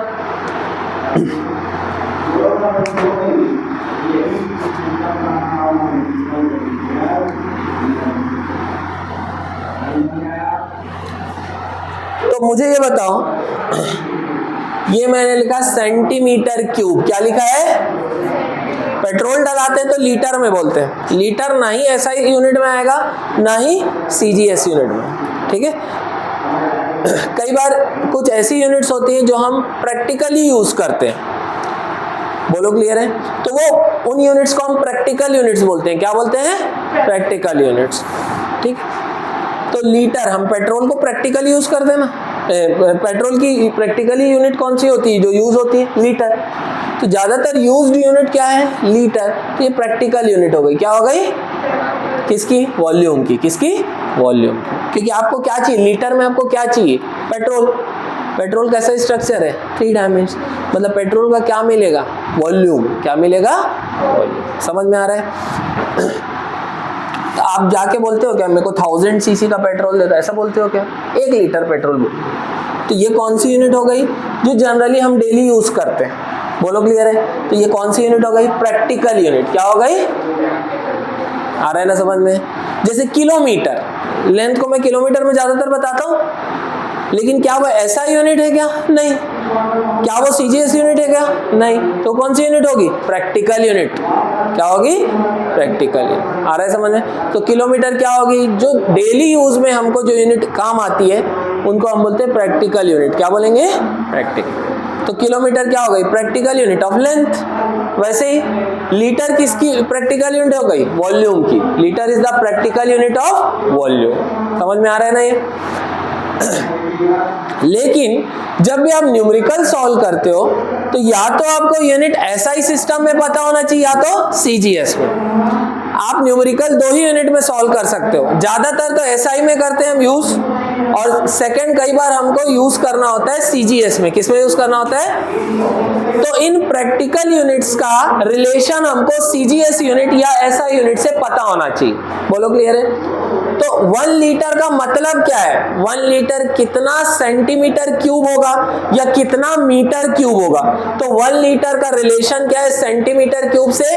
1 litre is 1000 centimetre cube. 1 litre क्या होता है? हमेशा 1000 सेंटीमीटर। समझ में आ रहा है क्या? तो जब भी हम न्यूमेरिकल यूज करोगे तो आप 1 लीटर वॉल्यूम की यूनिट लीटर यूज नहीं करोगे, इसको आपको या तो सेंटीमीटर में क्यूब में कन्वर्ट करना पड़ेगा या तो मीटर क्यूब में। बोलो क्लियर है?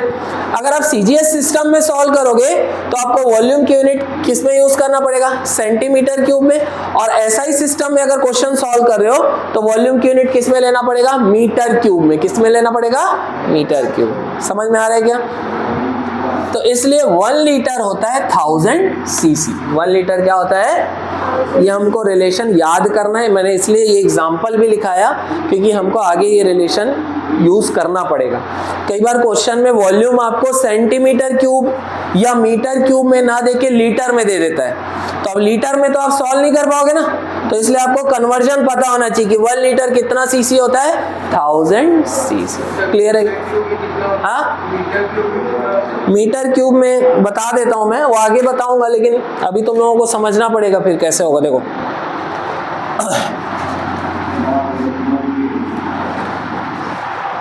देखो यहां पर मैंने लीटर का रिलेशन दिया सेंटीमीटर क्यूब से, ठीक है? लेकिन 1 सेंटीमीटर होता है, sorry 1 metre is equal to 100 centimetre. ये पता है क्या आपने को?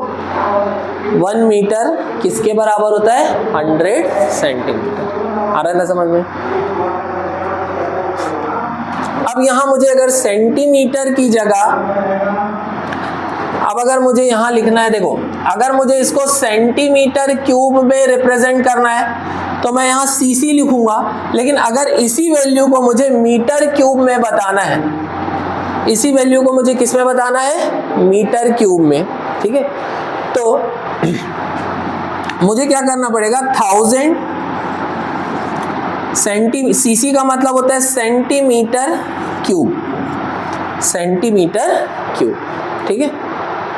अब समझो बेटा, ये ना, ये प्रीफिक्स जो है ये भी हम आगे पढ़ने वाले हैं, अभी इसने पूछ लिया तो मैं बता रहा हूं, ठीक है? सेंटी का मतलब होता है 10 की पावर -2।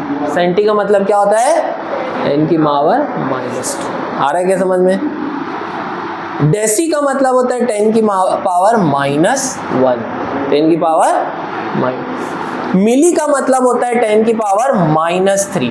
क्या होता है? 10 की पावर -। ये भी हम आगे प्रीफिक्स पढ़ने वाले हैं, ठीक है ना? फिर से 10 की पावर -1 की जगह मैं क्या लिख सकता हूं, डेसी, या डेसी की जगह क्या लिख सकता हूं, 10 की पावर -1। वैसे ही 10 की पावर -2 की जगह सेंटी लिख सकता हूं, या सेंटी की जगह क्या लिख सकता हूं, 10 की पावर -2। 10 की पावर -3 की जगह मैं लिख सकता हूं मिली। बोलो क्लियर है क्या, समझ में आ रहा है। वैसे ही 10 की पावर 3 की जगह मैं किलो लिख सकता हूं, क्या लिख सकता हूं, किलो। आ रहा है क्या समझ में। इसलिए अपन लिखते हैं ना 1 kilogram is how many gram, तो किलो की जगह क्या लिखूंगा, 1000। 10 की पावर 3 मतलब क्या होता है, 1000। तो 1 किलो, किलो की जगह क्या लिखूंगा, 10 की power 3 gram. So 1 kilogram is 1000 ग्राम। इसका मतलब किलो का मतलब क्या होता है, 10 की पावर 3। आ रहा है क्या समझ में। तो वैसे ही यहां पर अगर मैं लिखूं 1 centimetre is how many metre, तो सेंटी की जगह क्या लिखूंगा, 10 की पावर -2। क्या लिखूंगा, 10 की पावर -2। समझ में आया क्या, क्लियर हो रहा है। 1 centimetre is how many metre, तो सेंटी का सी हटा दो क्योंकि आपको तो सिर्फ मीटर चाहिए ना, तो सेंटी हटाना पड़ेगा। सेंटी की जगह क्या लिख सकते हो, 10 की पावर -2। आया क्या समझ में। वैसे ही 1 millimetre is how many metre, तो अगर मुझे मीटर में लिखना है तो मिली को हटाना पड़ेगा, और मिली की जगह क्या लिखूंगा, 10 की पावर -3। समझ में आ रहा है क्या। सो 1 मिलीमीटर इज 10 की पावर -3 मीटर। समझ में आ रहा है ये पक्का। तो वैसे यहां पर देखो, अब ये 1000 सेंटीमीटर क्यूब है, 1000 को मैं 10 की पावर 3 लिख सकता हूं। सेंटीमीटर का क्यूब का मतलब होता है centimetre into centimetre into centimetre, होता है कि नहीं बोलो। सेंटीमीटर क्यूब का मतलब centimetre into centimetre into centimetre, यही तो होता है ना क्यूब का मतलब। अब अगर मुझे इसको मीटर क्यूब में कन्वर्ट करना है तो यहां से भी सेंटी हटाना पड़ेगा, यहां से भी सेंटी और यहां से भी सेंटी हटाना पड़ेगा, 3 जगह से। तो क्या लिखूंगा, 10 की पावर 3, ये सेंटी हटाऊंगा तो क्या लिखूंगा, बोलो 10 की पावर -2। सेंटी हट गया, क्या बचा, मीटर। बोलो क्लियर है। इनटू फिर से सेंटी हटाऊंगा तो क्या लिखूंगा, 10 की पावर -2। सेंटी हट गया, क्या बचा, सिर्फ मीटर। फिर से सेंटी हटाऊंगा तो 10 की पावर -2 मीटर। समझ में आ रहा है ये। तो 10 की पावर -3 तो है ही अपनी जगह, इनटू 10 की पावर -2 क्या हो गया, 10 की power -6। Metre into metre into metre is metre cube. Metre into metre into metre is metre. समझ में आया क्या, नहीं है, आगे बेटा। सो 1 लीटर इज 10 की पावर 3 और -6 में क्या बचा, 10 की पावर -3 मीटर। समझ में आया क्या। 1 लीटर कितना मीटर क्यूब होता है, 10 की पावर -3। कैसे वो आया, कीर्ति, नहीं है, और बेटा आप लोगों को क्लियर हुआ ये पक्का।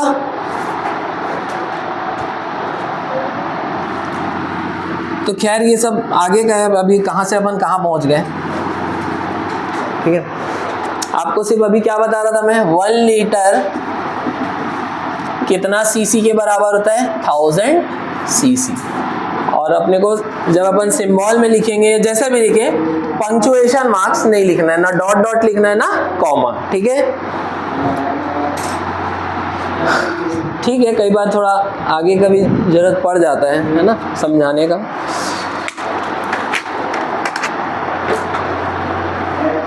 तो ये गाइडलाइन समझ में आ गई आप लोगों को सब। चलो आगे बढ़ेंगे, नेक्स्ट लिखेंगे।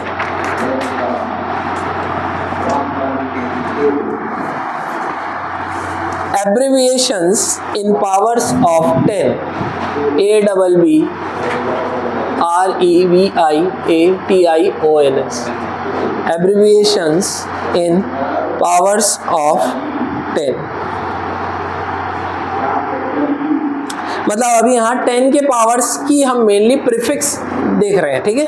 प्रीफिक्स के बारे में जानेंगे, पहले पॉजिटिव पावर के बारे में देख लेते हैं, फिर नेगेटिव पावर देखेंगे।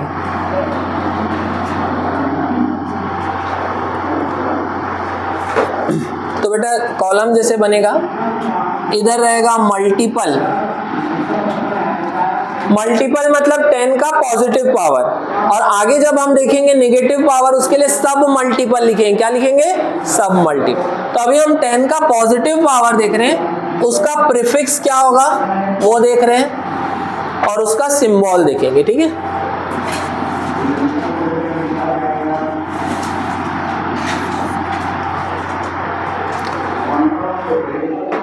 और जो काम का है मैं वो बताऊंगा। ठीक है, ऐसा नहीं कि नहीं आता है, नीट में भी आता है। चलो 10 की पावर 1 इसका प्रीफिक्स है, मतलब इसकी जगह क्या लिख सकते हो? 10 की पावर 1 नहीं लिखना है तो क्या लिख सकते हो? वो प्रीफिक्स होगा। ठीक है ना, तो क्या लिखोगे? डेका। इसका प्रीफिक्स क्या है? डेका। बोलो क्लियर है? सिंबल होगा DA। सेकेंड रहेगा 10 की पावर 2, इसका प्रीफिक्स है हेक्टो। प्रीफिक्स क्या है? हेक्टो। सिंबल है H। 10 की पावर 3 किलो, सिंबल है K। ठीक है क्या? किलो की जगह क्या लिख सकते हो? 10 की पावर 3। समझ में आ रहा है? नेक्स्ट 10 की पावर 6 मेगा। 10 की पावर 6 का क्या है? मेगा, है ना। इसको स्मॉल से ही लिखना चाहिए क्योंकि यूनिट हमेशा स्मॉल से लिखते हैं M, और सिंबल है कैपिटल M। बोलो क्लियर है? कई बार आप उसका इलेक्ट्रिसिटी का यूनिट सुने, मेगावाट सुने हो कि नहीं? Power, megawatt. तो मेगा की जगह अगर आप इसमें लिखना चाहो 10 की मल्टीपल में, तो है ना, अगर मैं बोलूं 1 मेगावाट, वॉट किसकी यूनिट है? पावर की। किसकी यूनिट है? तो मैं अगर लिखूंगा 1 मेगावाट, और मेगा को हटा के अगर मल्टीपल के टर्म में लिखना चाहूँ तो मेगा की जगह क्या लिखूंगा बेटा? 10 की पावर 6 वॉट। तो 1 मेगावाट का मतलब क्या होता है? 10 की पावर 6 वॉट। बोलो क्लियर है? और अगर मैं लिखूं 1 किलोवाट, इसका क्या मतलब है? 10 की पावर 3 वॉट, क्योंकि किलो की जगह क्या लिखेंगे? मल्टीपल। बोलो 10 की पावर 3। बोलो क्लियर है? सो 1 किलोवाट लिखूंगा तो क्या लिखूंगा? 10 की पावर 3। समझ में आ रहा है ना? क्लियर है सबको? 10 की पावर 6। नेक्स्ट लिखेंगे 10 की पावर 9।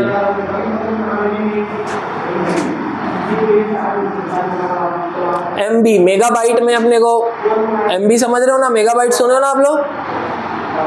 क्या होता है मेगाबाइट?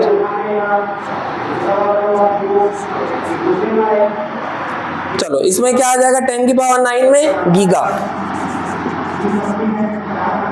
कैपिटल G, है ना। डेटा अपन लेते ना GB, 1 GB 2 GB बोलते हैं कि नहीं? तो वो क्या है? Giga bite. गीगा मतलब क्या होगा? 10 की पावर 9। समझ में आ रहा है ये? क्लियर है पॉइंट? नेक्स्ट लिखेंगे 10 की पावर 12 टेरा, TERA, कैपिटल T, टेरा, टेराबाइट। ठीक है क्या? अब इसमें इंपॉर्टेंट क्या क्या है वो बता दूं, एटलीस्ट उतना ध्यान रखोगे। अब मल्टीपल वाले में बेटा 10 की पावर 3 इंपॉर्टेंट है, 1 और 2 उतना इंपॉर्टेंट नहीं है। ठीक है, 10 की पावर 3, 10 की पावर 6, 10 की पावर 9, ये 3 ध्यान रखेंगे। ठीक है, 10 की पावर 3 किलो, 10 की पावर 6 मेगा, 10 की पावर 9। क्लियर है ना?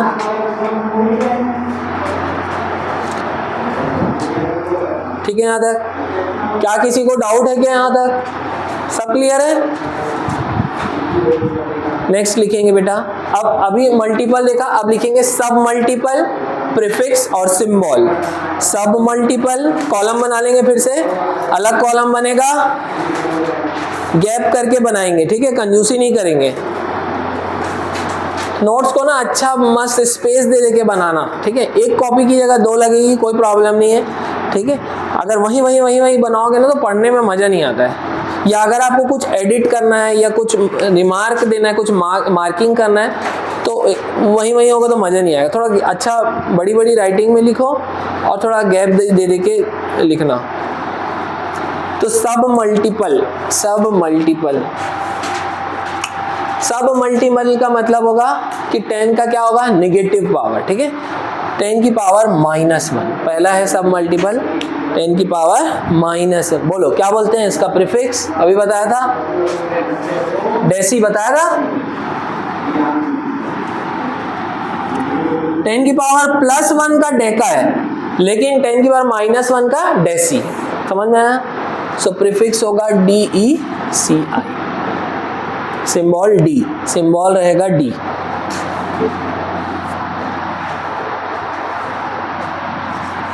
नेक्स्ट 10 की पावर -2 सेंटी, सिंबल रहेगा C। 10 की पावर -3 मिली, सिंबल रहेगा स्मॉल m, ठीक है क्या। जैसे अगर मैं लिख रहा हूं, देखो इधर 1 mm, इसका क्या मतलब 1 मिलीमीटर, आ रहा है ना समझ में, 1 मिलीमीटर। अब मिली को हटा के क्या लिख सकता हूं मैं, 10 की power, so this is the relation between millimetre and metre. 1 millimetre किसके बराबर हो गया, 10 की पावर -3 मीटर। बोलो क्लियर है क्या।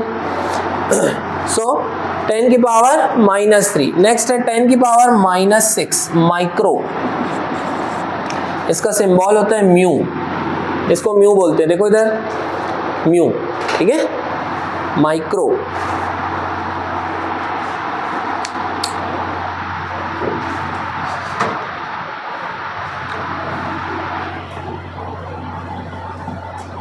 ऑब्वियसली जो सब मल्टीपल है वो छोटी छोटी लेंथ मेजर करने के लिए यूज होगा, मतलब डेसीमीटर बोलूं, छोटी यूनिट होगी कि नहीं, वैसे ही सेंटीमीटर छोटी यूनिट हो गई लेंथ की, ठीक है, मिलीमीटर, ये माइक्रोमीटर, माइक्रो और छोटे यूनिट हो गई लेंथ की। तो माइक्रोमीटर जो है ये तब यूज करेंगे ज़्यादातर यूज जब हम माइक्रो ऑर्गेनिजम्स की साइज को मेजर करते हैं। माइक्रो ऑर्गेनिज्म बहुत छोटे छोटे होते हैं, इसलिए उनका नाम माइक्रो से आ रहा है, माइक्रो ऑर्गेनिज्म, मतलब उसकी उनकी जो लेंथ है उसका ऑर्डर क्या है, 10 की पावर -6। आ रहा है समझ में, क्लियर है ना। नेक्स्ट देखेंगे 10 की पावर -9 नैनो, बहुत छोटा, इसलिए नैनो कार आई थी ना, छोटी, ठीक है, सो बहुत छोटी, नैनो n।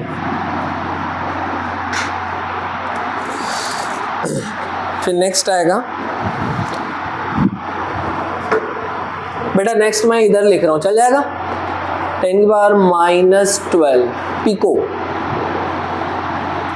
पी,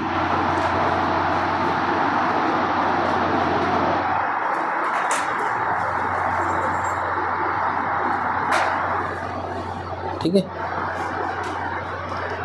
जब आप 12th में पहुंचोगे तो आप कैपेसिटर पढ़ते हो ना, कैपेसिटर जो होता है वो डिवाइस होता है जो चार्ज को स्टोर करता है, क्या करता है, चार्ज को स्टोर, आ रहा है समझ में। तो उसकी यूनिट्स पिको में होती है, जैसे 1 पिको फैरेड, मतलब एक्चुअल यूनिट फैरेड होती है, कैपेसिटर की यूनिट क्या होगी, फैरेड, आ रहा है ना समझ में। तो जैसे, लेकिन वो यूनिट बहुत छोटी होती है, इसलिए ज़्यादातर किस में होती है, पिको में होती है, किस में होती है, पिको। तो 1 पिको फैरेड अगर आप लिखोगे, किसकी यूनिट है, कैपेसिटी की या कैपेसिटर की, ठीक है, कैपेसिटर या कैपेसिटी उसकी यूनिट है, ठीक है। तो उसकी यूनिट होती है, एक्चुअल यूनिट होती है फैरेड, लेकिन उसका ऑर्डर होता है 10 की पावर -12। क्या ऑर्डर होता है, आ रहा है ना समझ में, इसलिए वो ज्यादातर पिको में होता है। तो पिको फैरेड, सेंटी फैरेड में नहीं होगा, क्योंकि ये फिर बड़ी यूनिट हो गई, इससे और छोटी, देखो इससे, देखो जितना निगेटिव में नंबर बढ़ रहा है यूनिट उतनी छोटी होती जा रही है, पॉजिटिव में नंबर बढ़ता तो यूनिट उतनी बड़ी होती, लेकिन नेगेटिव में नंबर बढ़ रहा है मतलब यूनिट उतनी छोटी है, आ रहा है क्या समझ में। तो ये बहुत छोटी यूनिट है, तो 1 पिको फैरेड को मैं क्या लिखूंगा, बोलो 10 की पावर -12 फैरेड, 10 की पावर -12 फैरेड, समझ में आ रहा है ये। सो पिको आप लिख सकते हो 10 की पावर -12। फिर 10 की पावर -15 फेम्टो, स्मॉल f,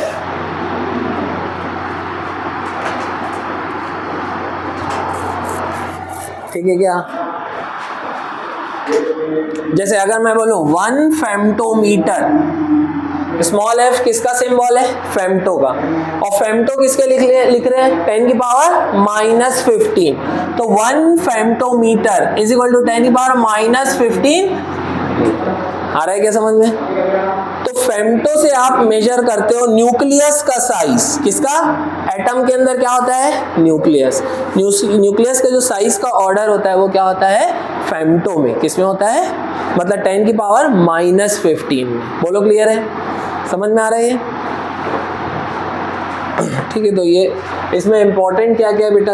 इसमें नेगेटिव बहुत इंपॉर्टेंट है, ज़्यादा इंपॉर्टेंट पॉजिटिव से ज़्यादा नेगेटिव है। ठीक है, सो डेसी भी इंपॉर्टेंट है, सेंटी भी, मिली भी, माइक्रो भी, नैनो उतना नहीं है लेकिन पिको काम आएगा, फेम्टो काम आएगा। ठीक है, तो इसमें सबको ध्यान ही रखना पड़ेगा, आपको सभी को ध्यान रखना पड़ेगा लगभग। ठीक है क्या?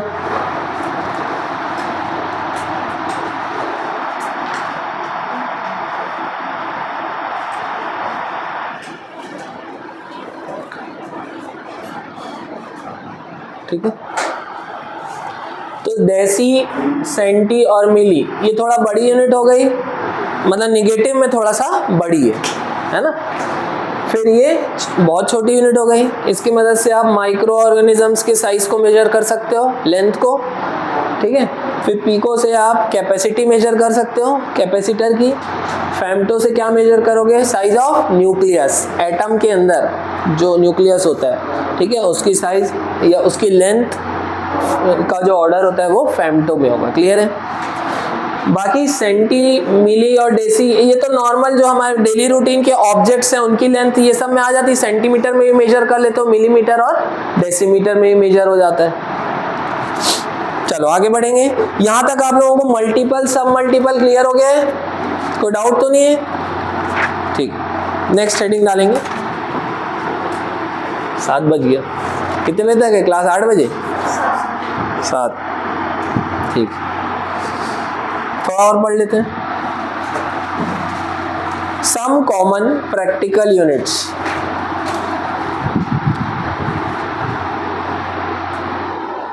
बेटा मैं जल्दी जो है ना 3 आवर्स का चालू करूँगा, ठीक है, तो थोड़ा आप लोग उसके लिए प्रिपेयर्ड रहना। और फिर 3.5 भी चलेगा कभी कभी जैसे ज़रूरत पड़ेगी तो, क्योंकि अपने को कंटेंट अच्छा चाहिए, ज़्यादा चाहिए, डिटेल में चाहिए, है ना। चाहूँ तो 2 महीने में भी पढ़ा दूंगा, बहुत जल्दी ख़त्म हो जाता है। स्कूल में तो बहुत फटाफट कराते हैं, ठीक है। अभी चालू है स्कूल में ये वाला टॉपिक हुआ है कहीं पर? देखना आप लोग, मज़ा आएगा स्कूल में फटाफट। हाँ हो गया। अभी बीच में जो स्कूल खुली थी उसमें कुछ तो पढ़ाए होंगे ना? क्या पढ़ाए थे बेटा?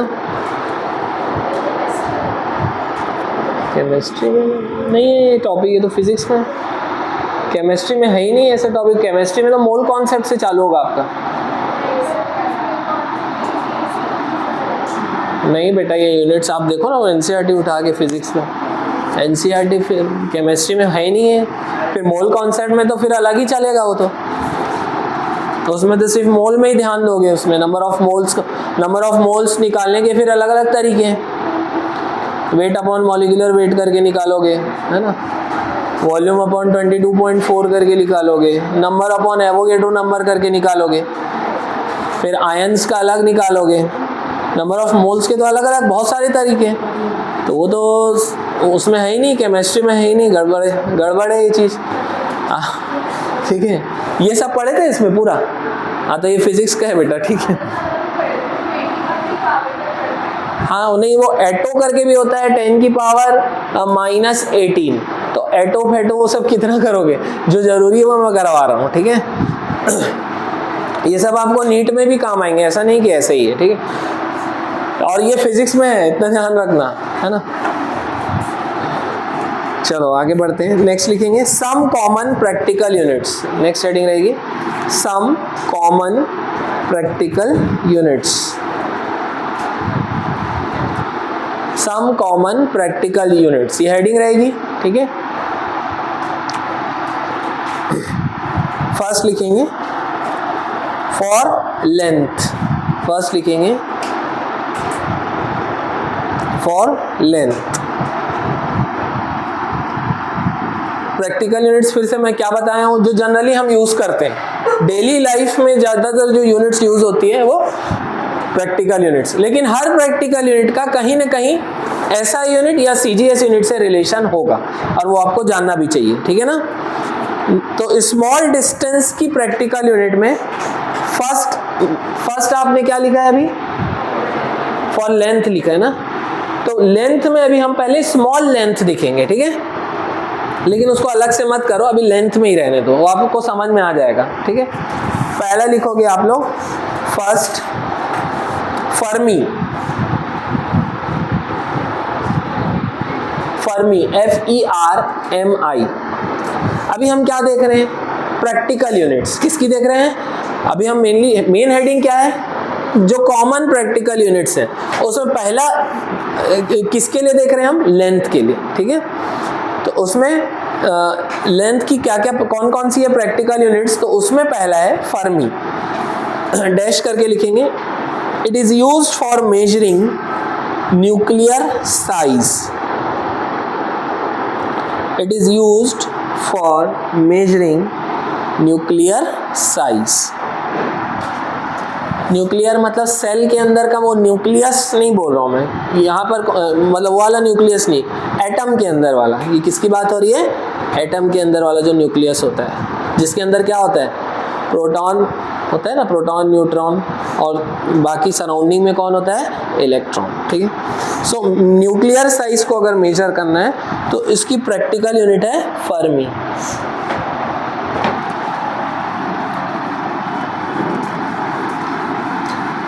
कहीं ना कहीं फर्मी क्योंकि प्रैक्टिकल यूनिट है, तो भाई मैं बोल दिया 1 फर्मी, तो क्या है नहीं पता है आपको, तो फर्मी का कहीं ना कहीं किससे रिलेशन होना चाहिए, ऐसा यूनिट से होना चाहिए, तो 1 फर्मी लिखेंगे। 1 फर्मी किसके बराबर है, 1 फेम्टोमीटर के ही बराबर है, तो 1 फेम्टोमीटर को ही क्या बोल सकते हैं, 1 फर्मी। आ रहा है ना समझ में। लेकिन फर्मी कौन सी यूनिट है, प्रैक्टिकल यूनिट है। फेम्टोमीटर कौन सी यूनिट है, ऐसा यूनिट। आ रहा है ना समझ में, जिसमें फेम्टो की जगह हम क्या लिखेंगे बेटा, 10 की पावर -15 मीटर। बोलो क्लियर है क्या, फेम्टो की जगह पढ़े ना हमने, फेम्टो की जगह क्या लिखेंगे, 10 की पावर -15। ये देखो मीटर आ गया, मतलब ये हमको रिलेशन किसमें हमने लिख दिया, इसको ऐसा यूनिट में, किसमें लिख दिया, ऐसा यूनिट में। बोलो क्लियर है। तो अब आपको समझ में आ गया कि फर्मी बोलने से कुछ नहीं होगा, आपको फर्मी का रिलेशन पता होना चाहिए ऐसा यूनिट से। तो फर्मी होता है 1 फेम्टोमीटर के बराबर, और फेम्टो हमने पढ़ा है 10 की पावर -15। क्लियर है क्या। नेक्स्ट लिखेंगे, सेकेंड प्रैक्टिकल यूनिट है डिस्टेंस की। ऑब्वियसली समझ में आ गया, -15 बहुत छोटी यूनिट है कि नहीं, तो स्मॉल डिस्टेंस की यूनिट है, किसकी यूनिट है, स्मॉल डिस्टेंस या स्मॉल लेंथ की, ठीक है ना। सेकेंड लिखेंगे एंगस्ट्रॉम, ANGSTROM, एंगस्ट्रॉम। बोलो क्लियर है। या सिंबल में अपन इसको ऐसा लिखते हैं, ए और ऊपर में ऐसा सर्कल बनाते हैं, एंगस्ट्रॉम। हाँ स्मॉल में लिखो, अब वो हाँ हाँ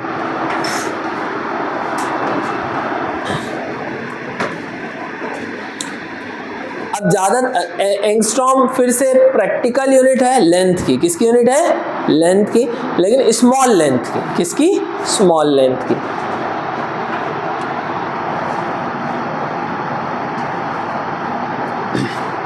तो फर्मी किसमें यूज होता है, प्रैक्टिकल यूनिट किसके मेजरमेंट में, न्यूक्लियस की साइज के।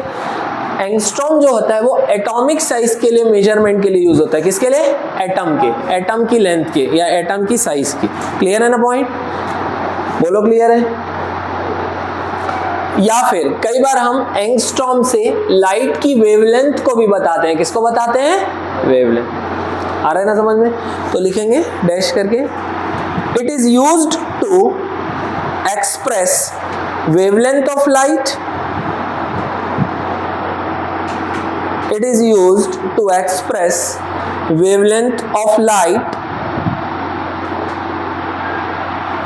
and to measure size of an atom, and to measure it is used to express wavelength of light and to measure size of atom। आ रहा है क्या समझ में, क्लियर है। बेटा साइज जब भी मैं बोलूँ तो लेंथ का ध्यान रखना। अब जैसे ये एटम है, तब साइज का मतलब क्या है, तो उसका डायमीटर क्या होगा, उसका डायमीटर। आ रहा है ना समझ में, क्लियर है पॉइंट। तो अब 1 एंगस्ट्रॉम का फिर से प्रैक्टिकल यूनिट है, तो इसका कुछ ना कुछ रिलेशन होना चाहिए SI से। सो 1 एंगस्ट्रॉम होता है 10 की पावर -10 मीटर। कितना होता है, 10 की पावर -10 मीटर। ठीक है क्या, 1 एंगस्ट्रॉम 10 की पावर -10 मीटर। ठीक है। अब फर्मी बड़ी यूनिट है कि एंगस्ट्रॉम, माइनस, देखो क्योंकि पावर माइनस निगेटिव है तो नंबर कम होगा तो यूनिट बड़ी होगी। आ रहा है ना समझ में, और यहाँ नंबर बड़ा है तो यूनिट छोटी होगी। तो it is smaller unit of length, और उससे बड़ी यूनिट ऑफ लेंथ ये वाली। समझ में आ रहा है ये, इसलिए ये बहुत छोटी क्वांटिटी को मेजर करने में यूज हो रहा है। बोलो न्यूक्लियस छोटा है कि एटम छोटा है, एटम के अंदर न्यूक्लियस है ना, तो न्यूक्लियस की साइज और छोटी होगी, तो उसके लिए और छोटी यूनिट चाहिए, 10 की पावर -15 मीटर। समझ में आया। अब न्यूक्लियस से बड़ा एटम है तो थोड़ी बड़ी यूनिट होगी, 10 की पावर -10 मीटर। नहीं आया समझ में। अच्छा, इसका और क्या मतलब हो सकता है बेटा, देखो इसका मतलब 1 की पावर 1/10 की पावर 15 होगा कि नहीं, और इसका क्या मतलब होगा 1/10 की पावर 10। तो कौन बड़ा है, ये कि ये, क्योंकि इसका डिनोमिनेटर ज्यादा है इसलिए ओवरऑल ये कम हो गया, और इसका डिनोमिनेटर कम है ओवरऑल इसलिए ये ज्यादा हो गया। बोलो क्लियर है क्या। तो ये हो गई स्मॉलर यूनिट, दोनों के कंपैरिजन में ये थोड़ा छोटी है और ये इससे बड़ी है। क्लियर है। नेक्स्ट लिखेंगे थर्ड, माइक्रोन। माइक्रोन और micrometer.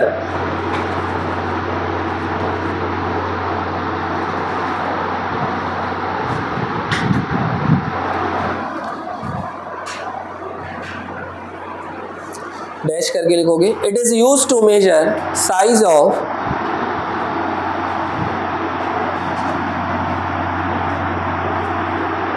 Micro organisms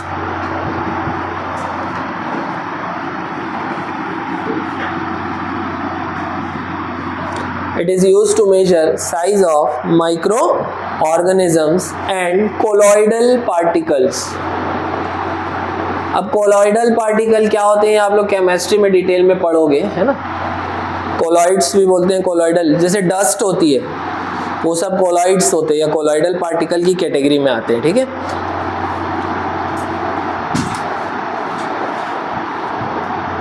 so micro और, अच्छा देखो नाम से ही समझ में आ रहा है माइक्रोन। माइक्रोन क्या हो गई, प्रैक्टिकल यूनिट, है ना। ये इसको माइक्रोमीटर भी बोल सकते हो। तो इसका जो रिलेशन है बेटा 1 माइक्रोन, या उसी को मैंने बोला माइक्रोमीटर, तो माइक्रो की जगह क्या लिखोगे 10 की पावर -6। क्या लिखोगे 10 की पावर -6। तो 1 माइक्रोन जो होता है 10 की पावर -6 मीटर होगा। क्लियर है, लिख लो इसमें।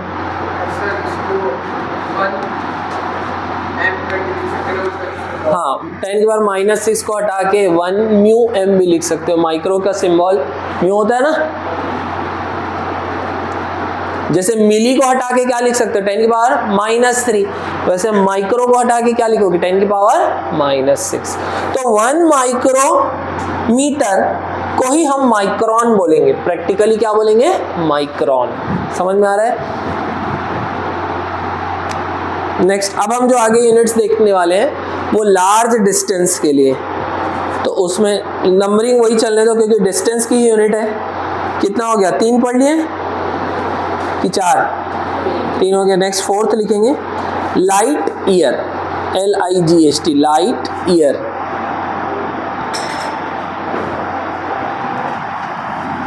अब देखो यहाँ इसमें कंफ्यूजन हो जाता है क्योंकि ईयर लग रहा है, ईयर मतलब साल। साल किसकी यूनिट लग रही है ऐसे, टाइम की। किसकी लग रही है, but it is the unit of distance. It is the practical unit of distance. समझ में आ रहा है। लाइट ईयर, नाम से ऐसा लग रहा है कि ये क्या है, it is the unit of time, but it is the practical unit of distance, ठीक है। तो लिखेंगे डैश करके, it is the distance travelled by light in vacuum in 1 year. It is the distance travelled by light in vacuum in 1 year.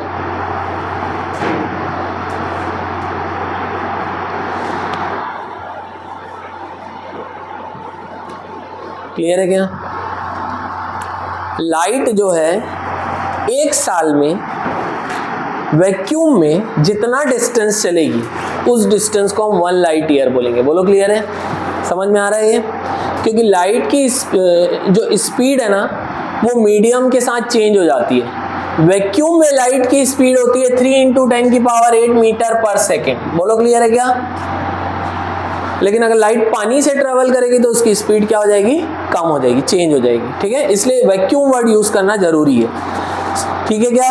Her medium में light same distance travel same speed से चलेगी क्या? नहीं। तो same distance travel करेगी क्या? नहीं, क्योंकि डिस्टेंस क्या होता है बोलो, स्पीड इनटू टाइम। पढ़े हो? तो डिस्टेंस अगर आपको निकालना, स्पीड हो गई, लाइट की स्पीड जो है वैक्यूम में कितनी हो गई, 3 × 10⁸ मीटर पर सेकेंड। बोलो क्लियर है? और टाइम हमको कितना लेना, 1 ईयर, क्योंकि आप क्या निकाल रहे हो, distance travelled by light in 1 year. तो टाइम कितना लोगे, 1 ईयर का। कितना टाइम लोगे, 1 ईयर। अब year is not the unit, ऐसा यूनिट। अब ईयर को आपको किस में कन्वर्ट करना पड़ेगा, सेकेंड में। किस में कन्वर्ट करना पड़ेगा? अब कैसे कन्वर्ट करते हैं देख लो। 1 ईयर, ईयर की जगह कितना डेज, छोटी छोटी यूनिट में आते जाओ। ईयर को और छोटी यूनिट में डिवाइड करो, ईयर का डे होगा, तो डे कितना होगा, 1 साल में कितने दिन, 365 होगा। अब डे के बाद कौन आएगा, आर। अब 365 डे है, डे मतलब 1 डे। इस डे की जगह अगर मुझे आर लिखना पड़ेगा तो क्या लिखूंगा, 24। क्या लिखूंगा, 24। तो ये हो गया 24 आर। अब आर को हटाना है तो मिनट में, इससे छोटा मिनट, तो आर की जगह क्या लिखूंगा, 60 मिनट। अब फाइनली मिनट की जगह क्या लिखना है, सेकेंड, तो इनटू क्या लिखूंगा, 60 सेकेंड। आ गया सेकेंड। अब ये वाला सेकेंड और ये वाला सेकेंड क्या हो गया, कैंसल। तो अब लेंथ की यूनिट किस में आ रही है, मीटर में। किस में आ रही है, आ रहा है क्या समझ में? क्योंकि मैंने टाइम 1 ईयर का लिया है, तो ये डिस्टेंस क्या हो जाएगा, इट इज द डिस्टेंस, ये जो डिस्टेंस मैं फाइंड कर रहा हूं ये क्या हो जाएगा, 1 साल में ट्रेवल किया गया डिस्टेंस हो जाएगा, क्योंकि टाइम मैंने 1 साल का लिया है। बोलो क्लियर है? और जब भी कोई डिस्टेंस निकालना होता है तो जो स्पीड से चल रहा है ऑब्जेक्ट वो मल्टीप्लाइड बाय जितने टाइम तक के लिए आप डिस्टेंस निकाल रहे हो। तो आप 1 साल के लिए डिस्टेंस निकाल रहे हो तो टाइम हो गया 1 साल का, और कितनी स्पीड से चली लाइट, 3 × 10⁸ मीटर पर सेकेंड। समझ में आ रहा है क्या? तो इस तरह से आप ये क्या निकाल रहे हो, distance travelled by light in vacuum in 1 year. मतलब ये किसकी वैल्यू निकल रही है, 1 लाइट ईयर की। किसकी वैल्यू निकल रही है, आ रहा है क्या समझ में? तो इस पूरे की जगह मैं लिख सकता हूं 1 लाइट ईयर, है ना। इसको जब सॉल्व करते हैं तो ये वैल्यू आती है 9.467 इंटू 10⁻15 मीटर। लिख लो इसको, 1 लाइट ईयर हो जाता है 9.467 इंटू 10⁻15 मीटर।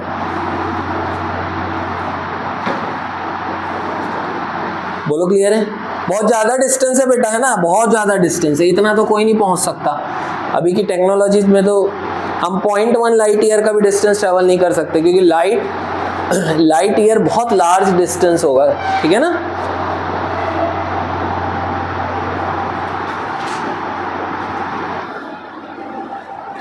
और ये 3 × 10⁸ मैं तभी लिखूंगा जब मैं कहां पर निकाल रहा हूं, वैक्यूम में। कहां पर निकाल रहा हूं, और कोई मीडियम में स्पीड अलग हो जाएगी। बोलो क्लियर है क्या? तो ये वैल्यू यहाँ पर, ये वैल्यू अलग आएगी, ठीक है। तो वो 1 लाइट ईयर नहीं होगा। 1 लाइट ईयर इसलिए बोला गया है, it is the distance travelled by light in vacuum in 1 year. समझ में आया क्या? नेक्स्ट लिखेंगे, हेडिंग डालेंगे, नेक्स्ट क्लास में करेंगे। Astronomical unit, astronomical unit,